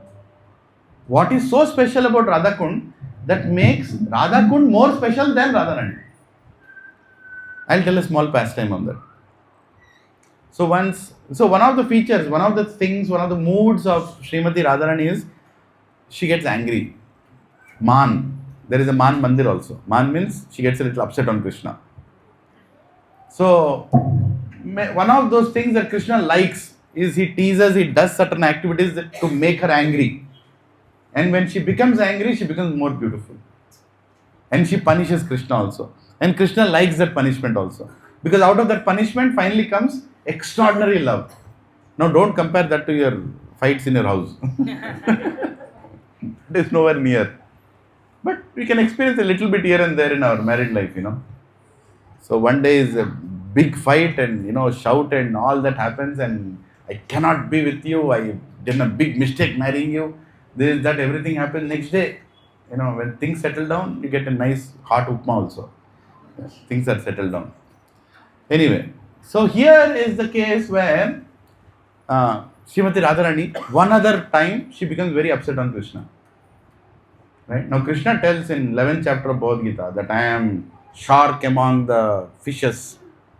I am the Arjuna among the Pandavas. I am this. Right? I am outstanding. I am outstanding among everything. And he is telling that in Vrindavan, I am outstanding. And Radharani says, yes, you are outstanding. Go stand outside. You are not supposed to stand here nearby me. I am not allowing you inside the Braja. Go, stand outside. Krishna is like, I am outstanding. Yes, you are outstanding. That's right, you are standing outside. How is this, So she is very angry. What should I do now? How can I access Srimati Radharani? Now Krishna cannot be without Radharani. Now these pastimes are very sacred and very special. Right? Don't try to think at our bodily consciousness level what Krishna is thinking about Radharani. So here, Krishna understands that more special is Radha Kund than Radharani, because Radharani gets man, but Radha Kund doesn't get man. Radha Kund never becomes angry. So I will go to Radha Kund. Okay, Radhe, you are not allowing me to come, but I will go to Radha Kund. So Radharani is like, okay, what will you do in Radha Kund? When I am not there, what will you do there? Right? So Krishna goes to Radha Kund, and there he stands. And what does he do? He does obeisances to Radha Kund. He pays obeisance to Radha Kund, like we are all supposed to do. Just imagine, the Supreme Personality of Godhead is paying obeisance to Radha Kund, and then is doing Aarti of Radha Kund. Right? Shri Radhe, Shri Radhe. He's taking her names, different names. Radharani has many names. He's taking all those names and he's doing Aarti of Radha Kund. And then he's doing Pradakshina of Radha Kund. He's doing Pradakshina of Radha Kund. Right? And then he's smelling the aroma that is coming from Radha Kund. The smell of the waters. And then there are these ducks. The ducks are swimming on Radha Kund, and the ducks start making some sounds. Looking at Krishna's devotion, ducks start making some sounds, and those sounds resemble the ankle bells of Radharani. And the ankle bell sound coming out of the ducks, Krishna hears them and starts dancing. Right? And then looking at all this, one person is very confused, who is Vrinda Devi, who is the in charge of all this place. She goes to Krishna. Hey Krishna, what are you doing here? What is this? You are dancing, you are praying, you are singing. Krishna, what to do? Radharani is not allowing me to come to her, but Radha Kund is very merciful. I am really enjoying this. So there is a verse in Adi Leela of Chaitanya Charitamrita, 4th chapter, 125 verse. It's a big verse. 4.125. You can read it later. This verse is a conversation between Tulsi Maharani, Vrinda Devi and Radharani. So Vrinda Devi goes and she sees all this that Krishna is doing, and she comes to Radharani and she tells, do you know what Krishna is doing there? Now Radharani, what is she thinking? This fellow must be crying there, because I rejected him, I punished him. You stand outside. So he must be crying there. So as soon as Vrinda Devi comes, Vrinda Devi tells Radharani, I have just now seen Krishna. Oh, you have seen Krishna? What is he doing? He got punished. I punished him. What is he doing? And then she is a little hesitant. What should I tell now? Can I tell that he is dancing? Right? And then, she's like, okay, Radharani, try to understand that he was chanting your names. But where is he chanting my names? He went to Radha Kund. Your own Kund he went. He started chanting your names there. Okay? So he's chanting in names. Then what else did he do? He started dancing also. Dancing? He is dancing without me? He is enjoying? He is enjoying Vraja without me? Who taught him dancing? Then Radharani is thinking, maybe Chandravali came and taught him dancing. Then Vrinda Devi also wants to tell. Actually, Chanda, as soon as it's Chanda, immediately Radharani is like this. Chandravali? No. Chandan, like your face, he is remembering and is dancing. Like that. The beautiful verse, actually, that whole verse, 145 verse, is all the conversation that Vrindadevi is telling to Radharani. And then, long story short, so finally Radharani says, so what is he doing now? So she becomes very anxious. Who is dancing? What is he doing now? And then Vrindadevi says, he fainted. Remembering you in the dance with tears in his eyes, he fainted. And as soon as Srimati Radharani hears that, her whole man goes away, her whole anger goes away, and she runs towards Krishna. Hey Krishna, how can I punish you? Oh, I'm so sorry. You are so much affected that you fainted. And as soon as Radharani comes there, Krishna gets up and, Hari Bol, you come now. And both of them are happy in Radha Kund. So that is how Radha Kund makes Radha and Krishna meet. So many pastimes happen in Radha Kund. So many pastimes. How many pastimes? Acharya explained. There is swing pastimes that happen in Radha Kund. Right? The swing festival that we do. Jhulan Yatra. Where do you think Jhulan Yatra happens? Near the Radha Kund. Beside Radha Kund, there is Lalita Kund. How many have seen Lalita Kund? You see? On the way it comes. Left side it comes. Radha Kund. Lalita Kund. So that is where the swing pastime happens. What other pastime? Water sports happen in Radha Kund. They throw water on each other. Right? Radha and Krishna. Just imagine. God. Lot of religions, they don't know what God does. We are so fortunate in Sanatana Dharma. We know what God does. Right? What is he doing in the spiritual world? He is doing water sports. What else is he doing? Jhulan Yatra is swinging. Right? And it does holy. Holy pastime also happens there.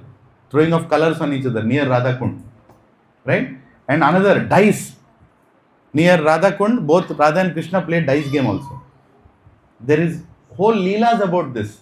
Now these leelas are very advanced. Actually, we don't discuss all these things at any other time. It's a Kartik month. So we are trying to discuss few leelas of Shri Radha and Krishna. So dice games are also there. And Krishna cheats in dice game also. You know that, right? Yeah. And there is a beautiful pastime I told last time. Honey drinking pastime in Govardhan. Remember that? Honey drinking. No? Forgot? 2 hafte mein ud gaya pura?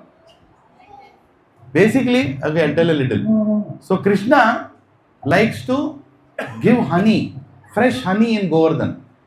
In Govardhan, all the honeybees are dipping the honey so that this honey can be served to Radha and Krishna. And Krishna always likes to give honey to Radharani. Why? Because if she takes more honey, she'll become intoxicated. And when she becomes intoxicated, she'll lose her power to stop herself from revealing things. And then, because normally when Krishna goes and asks Radharani, hey, how am I looking today? Bekar. She'll never tell you look nice. But if Radharani has a lot of honey and she's intoxicated and he goes, after feeding so much honey, then he'll ask, kaise dikh raha hu? Ati sundar. Yeah, I got to know. That's what you feel inside.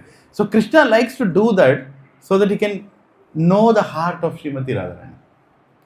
Right? So honey pastimes also have. Then after that what happens? Actually, the gopis bring the honey in a golden pot and they give it to Krishna and Krishna gives it to Radharani and Radharani gets totally, she drinks so much honey. And whenever Radharani says, Krishna, you also drink now. No, I will have the whatever is left. Because Radhe, you have to be happy first. I will only have the Charnamrut little bit. What is that called? Leftover. Huh? Uchishta. Whatever is leftover, I'll have. I don't know if that was the word I heard.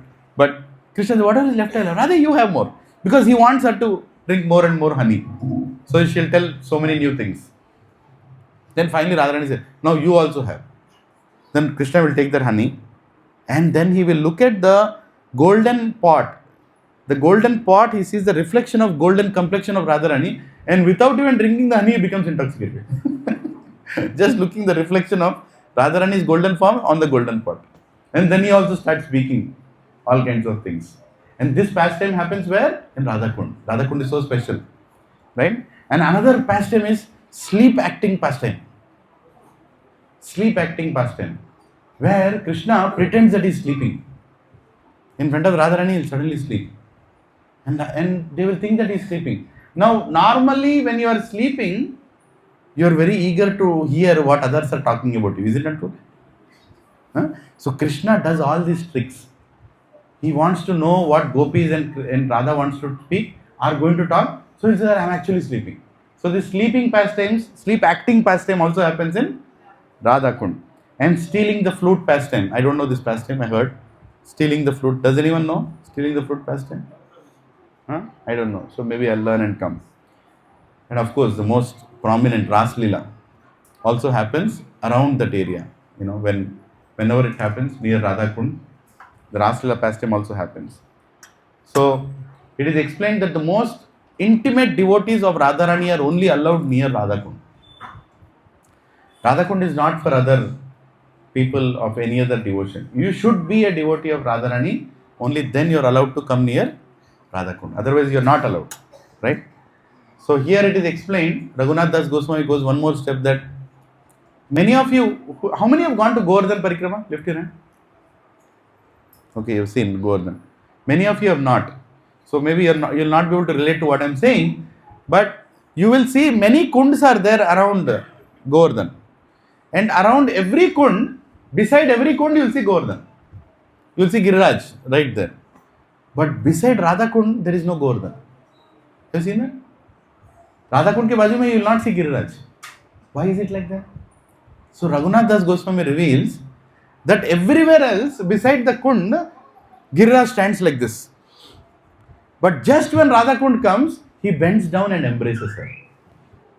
So that is the reason you will never see Giriraj beside Radha Kund. So how sweet this is, right? So personal.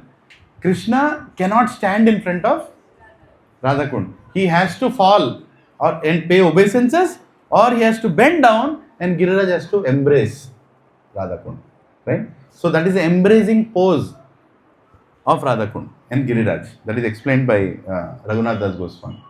So there are many such pastimes of Radha Kund. Now I'll tell actually how Radha Kund appeared. Should I tell quickly? Yeah? Okay. So this is very simple. But it is simple for the people who don't know the glories of Radha Kund. But now that you all know the speciality of Radha Kund, now you'll appreciate this Leela of Radha Kund that happens on Bahulashtami, which happened during the Kartika Mass. Actually, that's a very, very famous festival in Braj. On the day of Bahulashtami, you cannot think of going near Radha Kund. Entire Vraj will come to take, Achaman from Radha Kund. Entire Vraj. Lakhs of people they come. And so much renovation work is going on just to make sure no accidents happen. When that line will be there for kilometers just to come near Radha Kund on that night and take Achaman or take a dip. Vrajvasis, for them Radha Kund, Bahulashtami is very, very famous festival. And when we go on Parikrama, when we go in Kartik Yatra time, we are advised not to go to Radha Kund on Bahulashtami because it's really crowded. And it's very, very, you really have to be totally surrendered to forget your family when you go there, because you cannot find your family in Radha Kund that day. It will be everywhere. So we normally go one day before or one day after.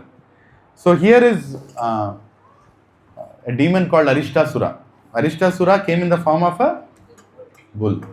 Now, why did he come in the form of a bull?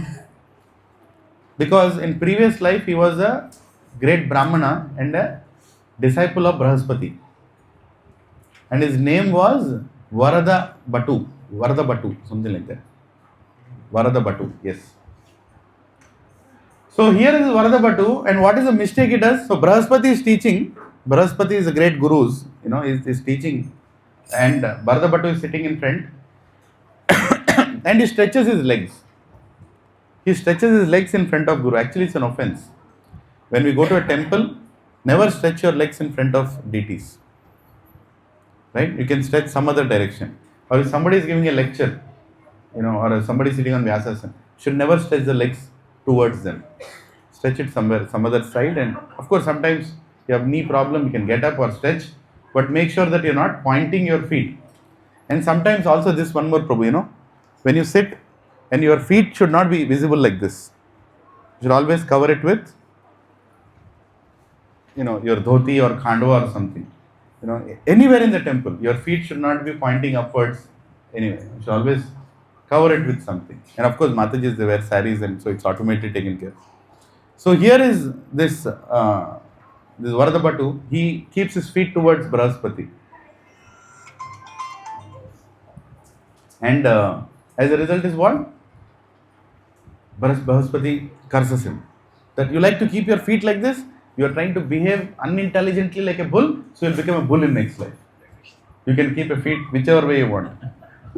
If you see bulls, when they sit, thakat, they sit and one feet they'll keep like this in the front, one feet they'll keep folded. So he got cursed. Now he was not an ordinary demon. Arishtasura was a very powerful demon. But once Kamsa also went and challenged Arishtasura. And they had a match and Kamsa won. Kamsa was so strong. He was not like the Kamsa you saw in the TV serial. Kamsa was a very strong personality, strong demon. So he defeated Arishtasura, and then as a part of the defeat he told him, you will work for me anytime I want.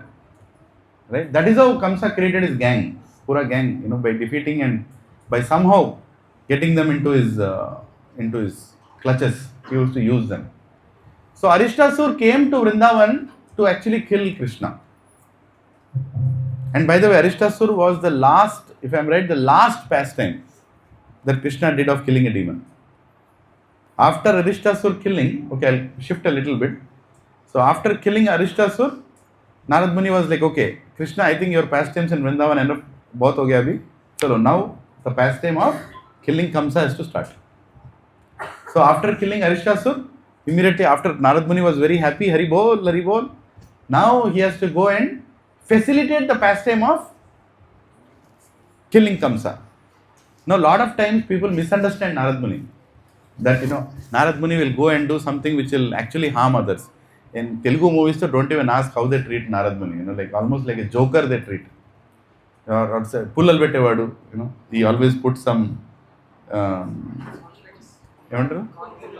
quarrels, conflicts he instigates and all that. But Narad Muni is our Acharya. Narad Muni is the reason why Bhagavatam came. Narad Muni is the one who told Veda Vyas, you wasted your time writing 4 Vedas. Now write Bhagavatam.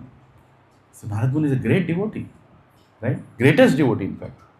So Narad Muni, he goes to Kamsa and he tells that, hey Kamsa, that 8th child, what happened? What happened to the 8th? Oh, I killed her, I threw her, but actually it turned out to be a girl. Arey Kamsa, I thought you are so intelligent. You don't know? You are Vasudev, your friend. He cheated you. He took the 8th son. Actually, it was son only. He took the 8th son and he took him to Gokul. He gave it to Nanda Maharaj. What do you think is happening in Vrindavan? So many great demons are being killed. Agasur, Bakasur. Who do you think is killing? All your friends are dying there. Kamsa, really? Some people had never thought. I thought the fellow was supposed to kill me is dead. Narad Muni said, no, he is not dead. He is properly sitting there. Right? He is properly sitting there. Now you should do whatever it takes to bring him here. Now, when you hear this pastime, what do you think about Narad Muni? Ye villain hai ya hero hai? Kya hai? Very difficult to understand Narad Muni's pastimes because he is assisting the Supreme Lord. And immediately Kamsa becomes very angry. Says, Vasudev cheated me? My sister Devaki and Vasudev? I'll first kill them. I'll first go and kill them. And immediately Narad Muni, hey, this is Khan mein twist. I never thought this fellow will react. What does he say now? He says, hey, wait. If you go and kill Vasudev and Devaki, then Krishna and Balaram will run away. They'll get to know that you have started the real revenge process. They'll get to know that you got to know that they are still alive. That is the reason you killed their parents. Don't do that. Do a thing. First kill Krishna and Balaram. Then you can kill Vasudeva and Devaki. Look at Narad Muni. Immediately comes say, this is a good advice. Right? If I kill them, they'll run away. I better kill them first, and then I will take care of this Vasudeva and Devaki. So then he sends Akrura, and the whole pastime of, so this happened after Arishtasura. Arishtasura is done, and after that, the pastime of Kamsa. starts. Mathura Leela starts. So here is Arishtasur, and he is such a big demon. It is explained his horns were touching the clouds. They were moving the clouds when he was running and coming. Huge. And when he used to make that sound out of his nose, like that, the bulls do that sound. If you go to a bull, all the time they are doing that sound. So this sound was so loud that many women, they were having abortions, hearing the fearfulness of that sound. Right? Such a big demon. And he came to Vrindavan, huge like a mountain. And he was looking at Krishna, and Krishna was standing there, little 10-year-old Krishna, standing there. And Arishtasur is like, I have come here to kill you, I am going to finish you now. And Krishna likes to instigate people who are in anger. Right? He has Leela in that also, he has Rasa, he's called Rasaraj. What does he do? He calls one of his Gopa. Gopa comes and stands, he keeps his hand on that. Chapura. What are you telling? Tell me more. That's like even more provoking, right? See, if he's standing and saying, okay, tell me more, that's different. Casually he's keeping his hand on somebody, tell me more, what do you want to tell more? I will kill you, how dare you behave like this? So Arishtasura attacks Krishna like that, and Krishna simply, Acharya explained that he holds Arishtasura's feet, and dhobi ke ghat mein kapda dhote na, like that he puts him on the ground, patak, he puts him on the ground, like kapda, like like a dhobi hitting the cloth, and the smash was so tightly put that he completely loses his conscience. He's on the ground, and then Krishna kicks him with his feet. Now, Krishna's feet is so tender that Yashoda is all the time thinking, what will happen to my Lala's feet when he goes out for herding the cows? Even a little stone will come and touch him, it will become pink. If a thorn goes, it will become red. And gopis are thinking, where to keep his feet, because his feet will become hurt. Even the softest part of our body is not good to keep his feet, because this feet is so soft. Now these soft feet, he hits one. See, what is lotus feet of Krishna for devotees? And how the same lotus feet is different for non-devotees. Right? The same little lotus feet, just imagine, a little child, like just imagine that child is sitting there. No? Look at his feet. तुम्हारा पैर दिखाओ एक बार. देखो. Can you imagine that feet will hit me and I'll die on the spot? You can't even imagine, right? Krishna feet is more so tender, little feet, like the tick hits that fellow. Such a big Arishtasur breaks into pieces. He falls on the ground and completely chokes blood out of his mouth and dies on the spot. Right?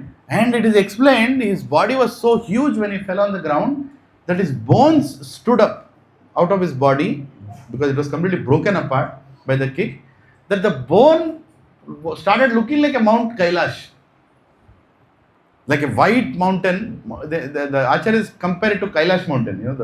The height was so high, and the bone itself. And Krishna has finished all this. Now, when did this pastime happen? Actually, this pastime happened when Krishna was leaving Vrindavan and going towards Govardhan to have pastime with the gopis. Evening time. Evening time is rest time. Best time for Krishna. He'll go and have nice dance and nice pastimes with the gopis. So gopis see that. So it is happening on the way to going towards the gopis. So he kills this bull demon Arishtasur, and gopis look at Krishna doing this, and immediately gopis go and tell Krishna, hey Krishna, I don't think we can play with you tonight. I don't think we can dance with you tonight. Why? What happened? I killed this fellow, now I'm free, I can come now. Our evening schedule is already set, I'm coming. No. You have killed a bull. You have killed something out of a cow's family. And you have committed a sin. With this sin, you cannot play with us. We are not going to play with you. And Krishna, hey, this is not fair. What should I do now? Now I cannot be without playing with you. What should I do now? And gopis say, okay, there is one thing you can do. Go purify yourself. Go purify yourself. Now look at the amazing part. Who is more purer than Krishna? When we want to do anything, we take Achaman. What do you say? Om Keshvaya Namah, Madhavaya Namah, Narayana, Govindaya Namah. We take his names and we become purified. And here gopis are saying, you become purified and come. Krishna said, what is this? In Vedas also I don't know how to get purified. Because Vedas are coming out of me. What is another mantra which chant? Om apavitro pavitro va sarvavastham gatopaya smaret pundarikaksha sahabhya abhyantaram suji. Shri Vishnu, Shri Vishnu, Shri Vishnu. What does it mean? No matter what pavitra or apavitra I have done in my life, just by remembering Pundarikaksha, your name, I am becoming away, I am becoming relieved from all fears and anxieties of this world and becoming purified. By saying Shri Vishnu, Shri Vishnu, Shri Vishnu. Now just imagine Krishna, Hare Krishna. So here, Krishna has to go and purify himself. Now Krishna is wondering, what should I do to purify myself? And immediately he takes his feet, he starts making a puddle. Right? He makes a small ditch. And then gopis are saying, what is he going to do now? We asked you to go to all the holy places and take dip in all the kunds and then come back. That is how you purify yourself. Krishna says, why should I go to all these places? I will call all those places here. Right? And as soon as Krishna thinks that all the great rivers, oceans, the deities of these oceans and rivers and ponds, they all become so happy. Because now they are getting a chance to touch the feet of Krishna. Right? Yamuna was so happy when Vasudeva was taking little Krishna to Gokul that she was coming and crossing his nose many times, and Vasudeva, hey, wait a second, you can't do this, I'll drown. Let me take him to Gokul. Later on you can play with him. Yamuna is like, no, I want to touch his feet. Now I want to touch his feet. And Krishna puts his feet outside the basket like this. Okay, touch and be satisfied. So here, all the kunds are so eager to touch the feet of Krishna. As soon as he thinks about all the punyakshetras, all the sarovars, all the ocean gods, all the river gods, Godavari, Narmada, everybody, they all come and stand in that little puddle that Krishna has made. And they say, Krishna, can we fill our waters here? But we want your lotus feet to touch them. And Krishna, see the pastime of Krishna, that when he wants to purify himself, he is actually not purifying himself, but is purifying everything. Everybody. Right? All the dhams are getting purified. So all the deities are very happy, and gopis are seeing that the pond is filled with the holy rivers of all over the universe. Don't think that's the rivers of this one planet. All over the universe, all the deities come. All the, Kund's water, they all come there, and they are there, and Krishna goes and stands in that water. All the deities are happy, and he takes a dip. And he says, I am purified now. Hari bol. He is very happy. Now gopis are looking at him. Now he says, okay, so I am purified now, but I am so sorry to tell you, I am not going to play with you now. Gopis are like, what do you mean you are not going to play with me?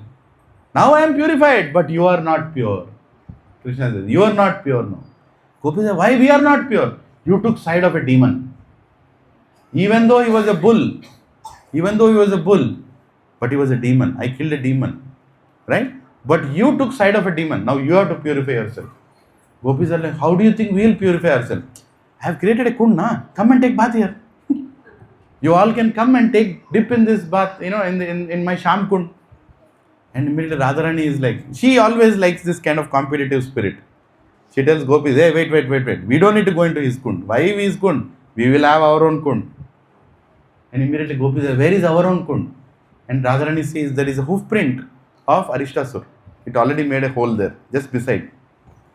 So she goes there, and Acharya explains, she removes her, ankle bells and any sharp objects, jewelry that they have, and she starts digging the place more and more. And all the gopis are digging that kund, right? And then Krishna is looking, and Krishna is teasing, dig, where is the water? You can keep digging, pani kidhar hai? And Radharani is like, wait, I'll get the water, don't worry. She's like digging, and Krishna is like, no water will come. You keep digging, no water. He's teasing, standing there and teasing. These are all part of Leela. And Radharani and gopis, they all dig. And then when the kund is ready, and then Radharani says, okay, we are going to get the water from Manasi Ganga. So if you have gone to Govardhan Parikrama, on the Parikrama comes, after Radha Kund comes Manasi Ganga. So, but it's so far away.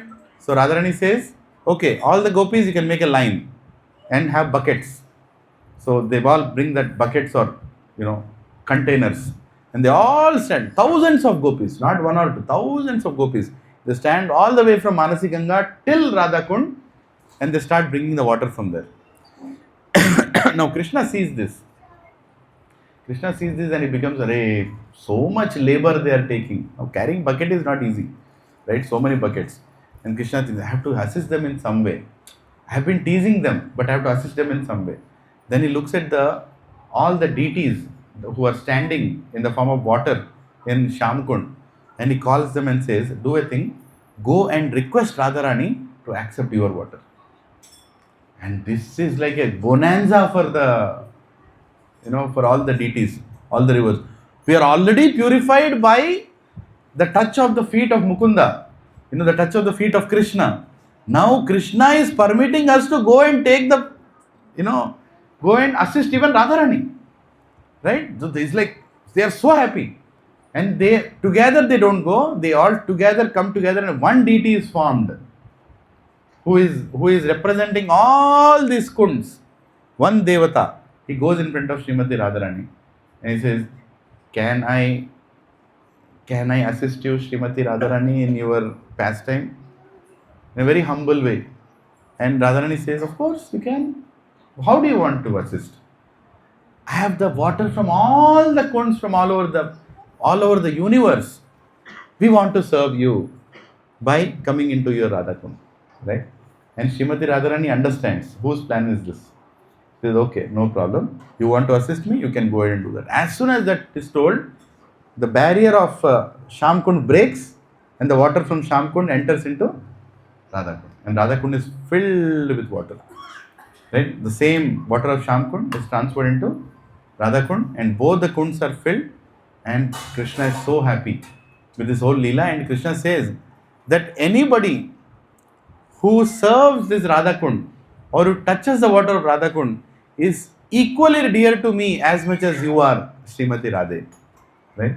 So Radha Kund is so special for Krishna, and they told you in the previous pastime, he takes shelter of Radha Kund than Srimati Radharani also, because Radha Kund is so special.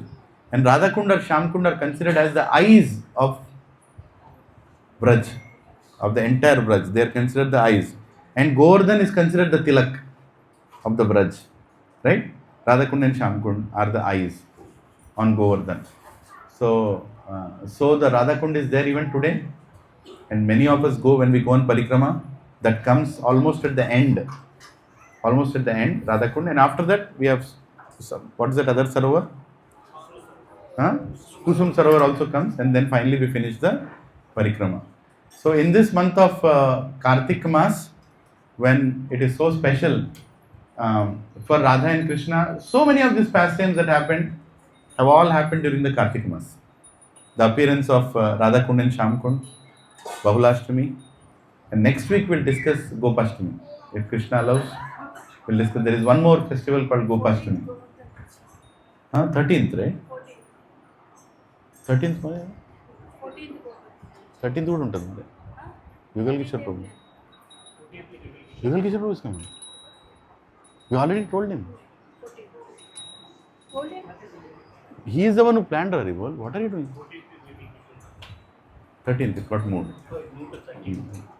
So, Prabhujis and Matajis, while the Bhoga is being offered, so first of all, thank you for giving me an opportunity to speak a little about Govardhan and Radha Kund. I think I am purified immensely just remembering the pastime. And I have heard this from many senior devotees, including the likes of Amarendra Prabhu and Radhesham Prabhu, Chaitanya Charan Prabhu, and many other Maharajas. I have heard this pastime. I request you all to hear this again and again and again. Every Kartik Mas, only you should not hear, you can also hear after Kartik Mas also. And there are many, many pastimes like this. And next week we'll discuss Gopashtami. Gopashtami is a very special pastime. How many of you have seen the lotus feet of Srimati Radharani? Lotus feet of Srimati Radharani is only available on 2 days. One is on Radhashtami, second is Gopashtami. Now, why Srimati Radharani shows her feet on Gopashtami? we'll discuss next week. Right? So, in this month of Kartik, I think we all are doing Damodarashtak. Everybody is doing Damodarashtak at home? Yeah, every day. Hare Krishna. Call your neighbors also. We were unfortunate, but we became fortunate by Srila Prabhupada's mercy that we are able to understand the importance of Kartik month. And in this month, we should take maximum sadhu sangha. And only one more week is left. Is that true? Only one more week is left. Till 15th. Yeah. And after that, we have an extended Kartik month from Sri Vaishnava side. It goes on for another 15 days. But, we will take maximum sadhu sangha as much during this whole time. So, in this coming week, on Wednesday evening, we have His Grace Yugal Kishore Prabhu is coming here. Very good. So, it is on Wednesday evening. So, I know it's a weekday. I know there will be office. So, we will let you know whether the Govardhan Puja is transcendentally going to happen on 13th or 14th. I don't know. My wife is still deciding when Krishna will lift Govardhan. She is deciding. Hare Krishna. Huh? Yeah. She is assisting when my Guru Maharaj named her Anuradha. Right? Her name was already Anuradha. So she got the name Anuradha Priya Devi Dasi, which actually means assisting the servant of the servant of the servant of the servant of Radha. Right? This is called. Or following the. Yeah. So anyway. So I think Matajis have to decide. Basically, I meant to say that Matajis have to decide when Krishna has to lift Govardhan. It's a little different here. Krishna already lifted Govardhan, but in this center we want to celebrate Govardhan Lila.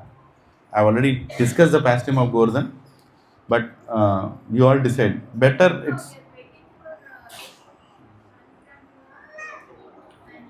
So there is Shaligram Tulsi Vivah also that is going to happen.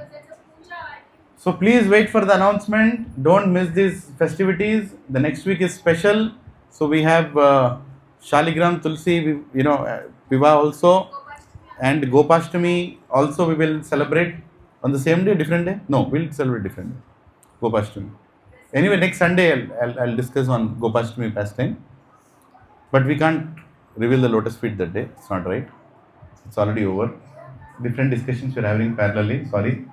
So, Yugal Kishore Prabhu is coming on 13th. So, please make yourself available. He is a very, very wonderful Vaishnava who has brought many, many families, thousands of families to Krishna consciousness, and one family is sitting in front of you, me and my wife. So, we are ever indebted to Yugal Kishore Prabhu and his followers and his, many people who has inspired, whom he has inspired. Subara Prabhu also attended Yugal Kishore Prabhu's program when he did not know who is Yugal Kishore Prabhu. Chaitanya Keshava Prabhu also has benefited. Yeah, so there are many. I was preached by a person whom Yugal Kishore Prabhu preached, Srinivas Acharya Prabhu, and later on I got connected to Yugal Kishore Prabhu. So very, very pure soul. He has given his life for Krishna. He used to work as a manager in IT like 25 years ago in Singapore, and his roommate was a devotee. And that is how he got introduced. And then he moved in IT role to America, and then he left that profession and he became a full-time brahmachari. And for the last more than 2 decades, he is serving in America. And he constructed a big, beautiful temple in Framingham Hills in Detroit. And that is also open now. So it's not easy to open a temple, especially with so much rules, regulations, ISKCON, and so much difficult to raise funds. He went through all that, and he created a beautiful congregation in Detroit and many parts of India. So he is visiting here. He visited for the Kartik Yatra, and he is taking many devotees for a Telugu language Pandharpur Yatra from 14th, right? From 15th to 15, 16, 17. So that is already planned. Many of you are already registered. So he is coming here on 13th. So 13th evening, please everybody come. I know it's a weekday, so you can start planning from now itself how you want to plan your work. You can inform your bosses a little early that you'll have to leave early. So we will start here at 6 o'clock and finish at 8:30. And we'll also have the Damodar Ashtak, right? 13th. Then after that, we'll also announce when the other two things will also happen, Govardhan Puja. You all can make bhoga for Govardhan. We can, and we can make a nice Govardhan hill. I think Mataji will plan a Govardhan hill. And Radha Kund, Sham Kund also will be there around the Govardhan. You can make all that, right? Little Radha Kund, little Sham Kund, and all the kunds and the pathway. We did it in the past. We made a huge Govardhan hill here, right? So Govardhan hill is made with halwa. You make so much halwa and you make, and then you plant trees and you make all the kunds, and we all can circumambulate. And I will request my god brother if it is possible to get Giriraj that day. But let us see. If Giriraj comes, then Govardhan is right here. Giriraj Shila directly is coming here, and you all can circumambulate in the month of Kartik. We already did that in Jyotsna Mataji's house recently, but whoever was not there that day can do it on that. Even if Giriraj Shila doesn't come, Govardhan itself is in Tattva, Giriraj. And we also have on Saturday morning, apart from this, on Saturday morning we also have the first anniversary celebrations of Radha Sham Sundar, Praveen Prabhu and Pooja Mataji's deities. It's already 1 year, they're welcome. So it is happening in Aparna community, on Saturday morning. So you're all most welcome. You'll see an invite coming from him. So we will celebrate appearance day of Shri Shri Radha Sham Sundar. And on next Sunday, we will have Gopashtami and Hari Bol. I think that's it. It's quite a lot. Okay. And we still have some more days of Kartik month left. We have reached 394 sets right now. Is that the number? 6 more sets will make it 400. I know numbers don't matter, but numbers matter. Our goal is to cross 443 because that was last year, but that's okay. We will see how much it go. So if anybody got ecstatic hearing Radha Kund Leela and you want to serve Radha Kund, because Radha Kund is mentioned in Srimad Bhagavatam, it's another way of serving Srimad Bhagavatam, that you can sponsor a Srimad Bhagavatam set for a Brahmana, or you can take a Srimad Bhagavatam set for yourself. And the best personality you can approach for that is sitting here. Subbarao Prabhu, you can lift your hand once. Yes, you can meet Prabhuji and he will tell you how to sponsor or how to take a Bhagavatam set for yourself in this month of Kartika Mas. And Bhadrachalam Yatra is happening on 14th and 15th of December. For that also there is a group message sent. Please start registering for that. It's a very small yatra, not a yatra as an yatra. We are going on 14th to Bhadrachalam. And 14th night, by afternoon we'll go to Bhadrachalam. It's 8 hours drive from here. Morning bus we will arrange, and everybody can get in and reach Bhadrachalam by 1 o'clock or so. Have lunch prasadam and take nice bath in Godavari in Bhadrachalam, right? And then, if time permits, we can go to Panchavati nearby and take darshan of Kodandarama. Right? And also the darshan of the Ramadas's exchange, bhajans and the ornaments that Ramadas made for Lord Ram for that temple. There is a huge pastime of Ramadas. And the coins that Lord Ram brought from the spiritual world and gave it to that Mughal emperor to release Ramadas. That coin is there even now. You can see that coin. The gold doesn't belong to the material world. That gold comes from spiritual world gold, right? So that coin is still there. I think I've done enough marketing of Bhadrachalam. So you all can choose to come. So 14th and 15th. 15th morning is the event when 300 plus Brahmanas, actually 400, close to 400 sets of Srimad Bhagavatam will be distributed on the foothills of Ramachandra on Bhadrachalam temple. Hari Bol. So you all can witness that. And by 1 o'clock it will get over on 15th, and 2 o'clock you all will board the buses again and will come back to Hyderabad or Bhagyanagar by 10 p.m. Okay? So that is Bhadrachalam Yatra. If you all are attracted, motivated, inspired, you can fund another 6 Bhagavatam sets. One person can lift your hands, and 400 is done. right now. Is anybody inspired? Haribol, take a Bhagavatam. Haribol, Prabhuji is giving one set. Hare Krishna, Rakesh Prabhu ki Jai. Haribol. Yeah. So 395. So 5 more to go. Raju Prabhu is, huh? Yourself 2 and 1. Haribol. 3 Haribols to Raju Prabhu and Sirsha Mataji and family. Haribol. And your friends' names, Prabhu? Huh? Ram Bharat Prabhu. Ram Bharat Prabhu ki? Has to come to Madras. Has to come to Bhadrath. Who is the other friend? Acha, okay. Hare Krishna. So we reached 398. 2 more sets and we'll touch 400 mark. Who is there? Who is ready? Anybody? Mataji's?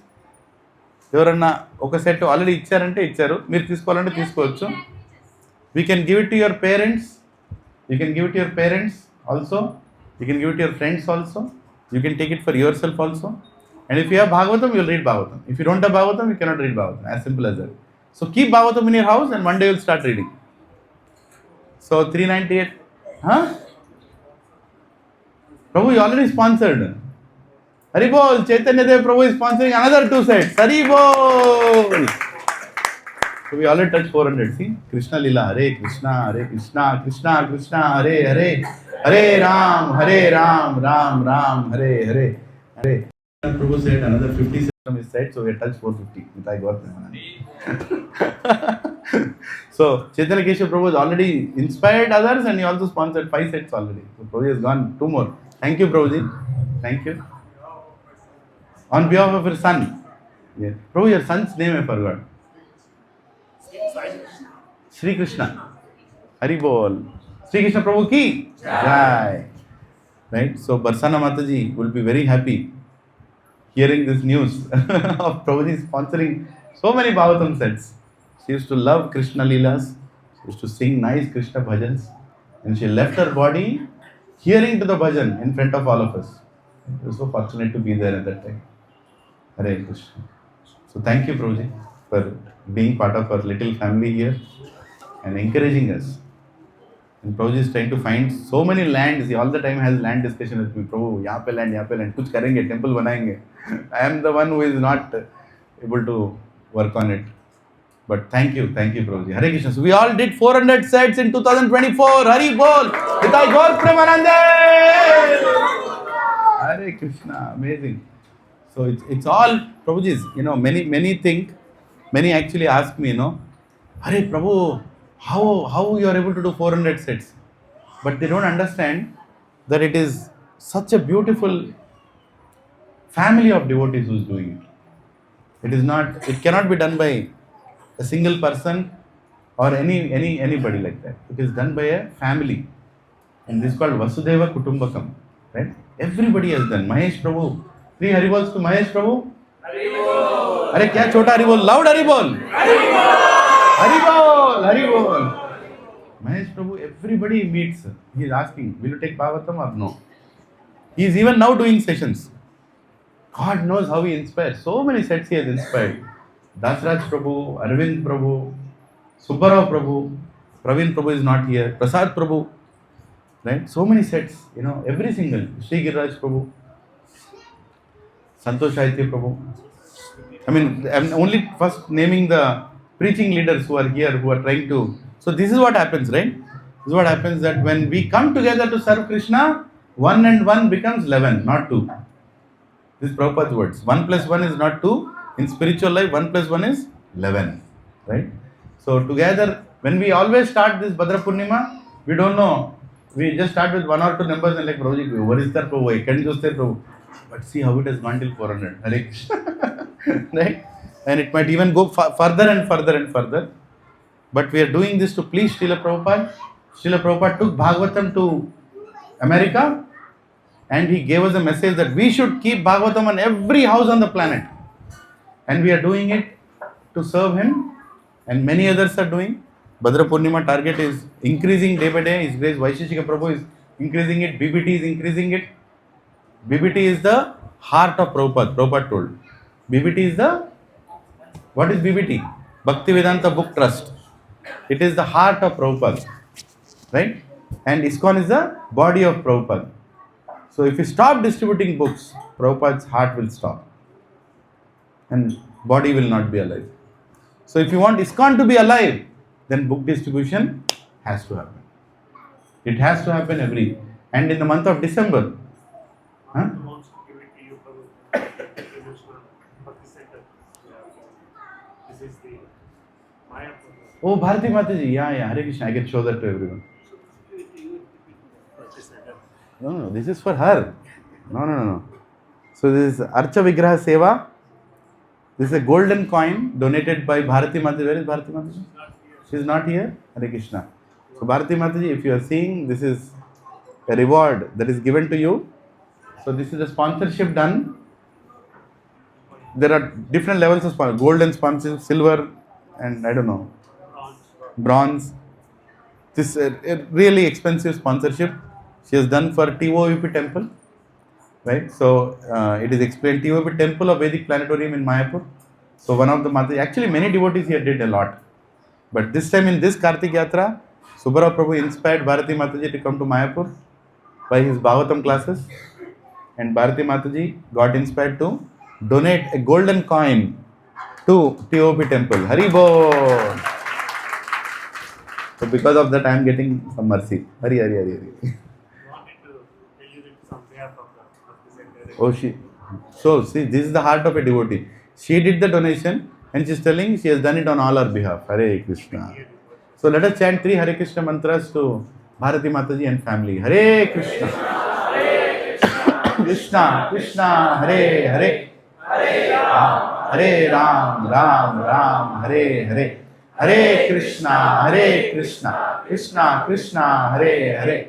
Hare Ram, Ram Ram, Hare Hare. Hare Krishna, Krishna Krishna, Hare Hare. Hare Ram, Ram Ram, Hare Hare.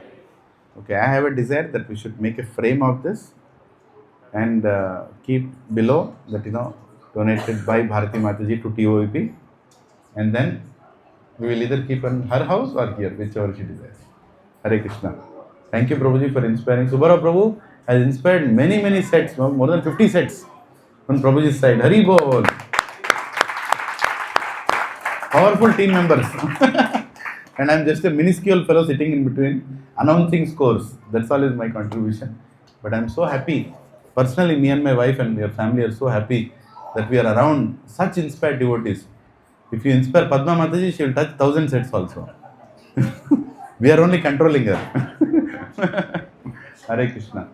So we have next week festivals are there, so please be available. Now we will do Damodarashtra. Hare Krishna.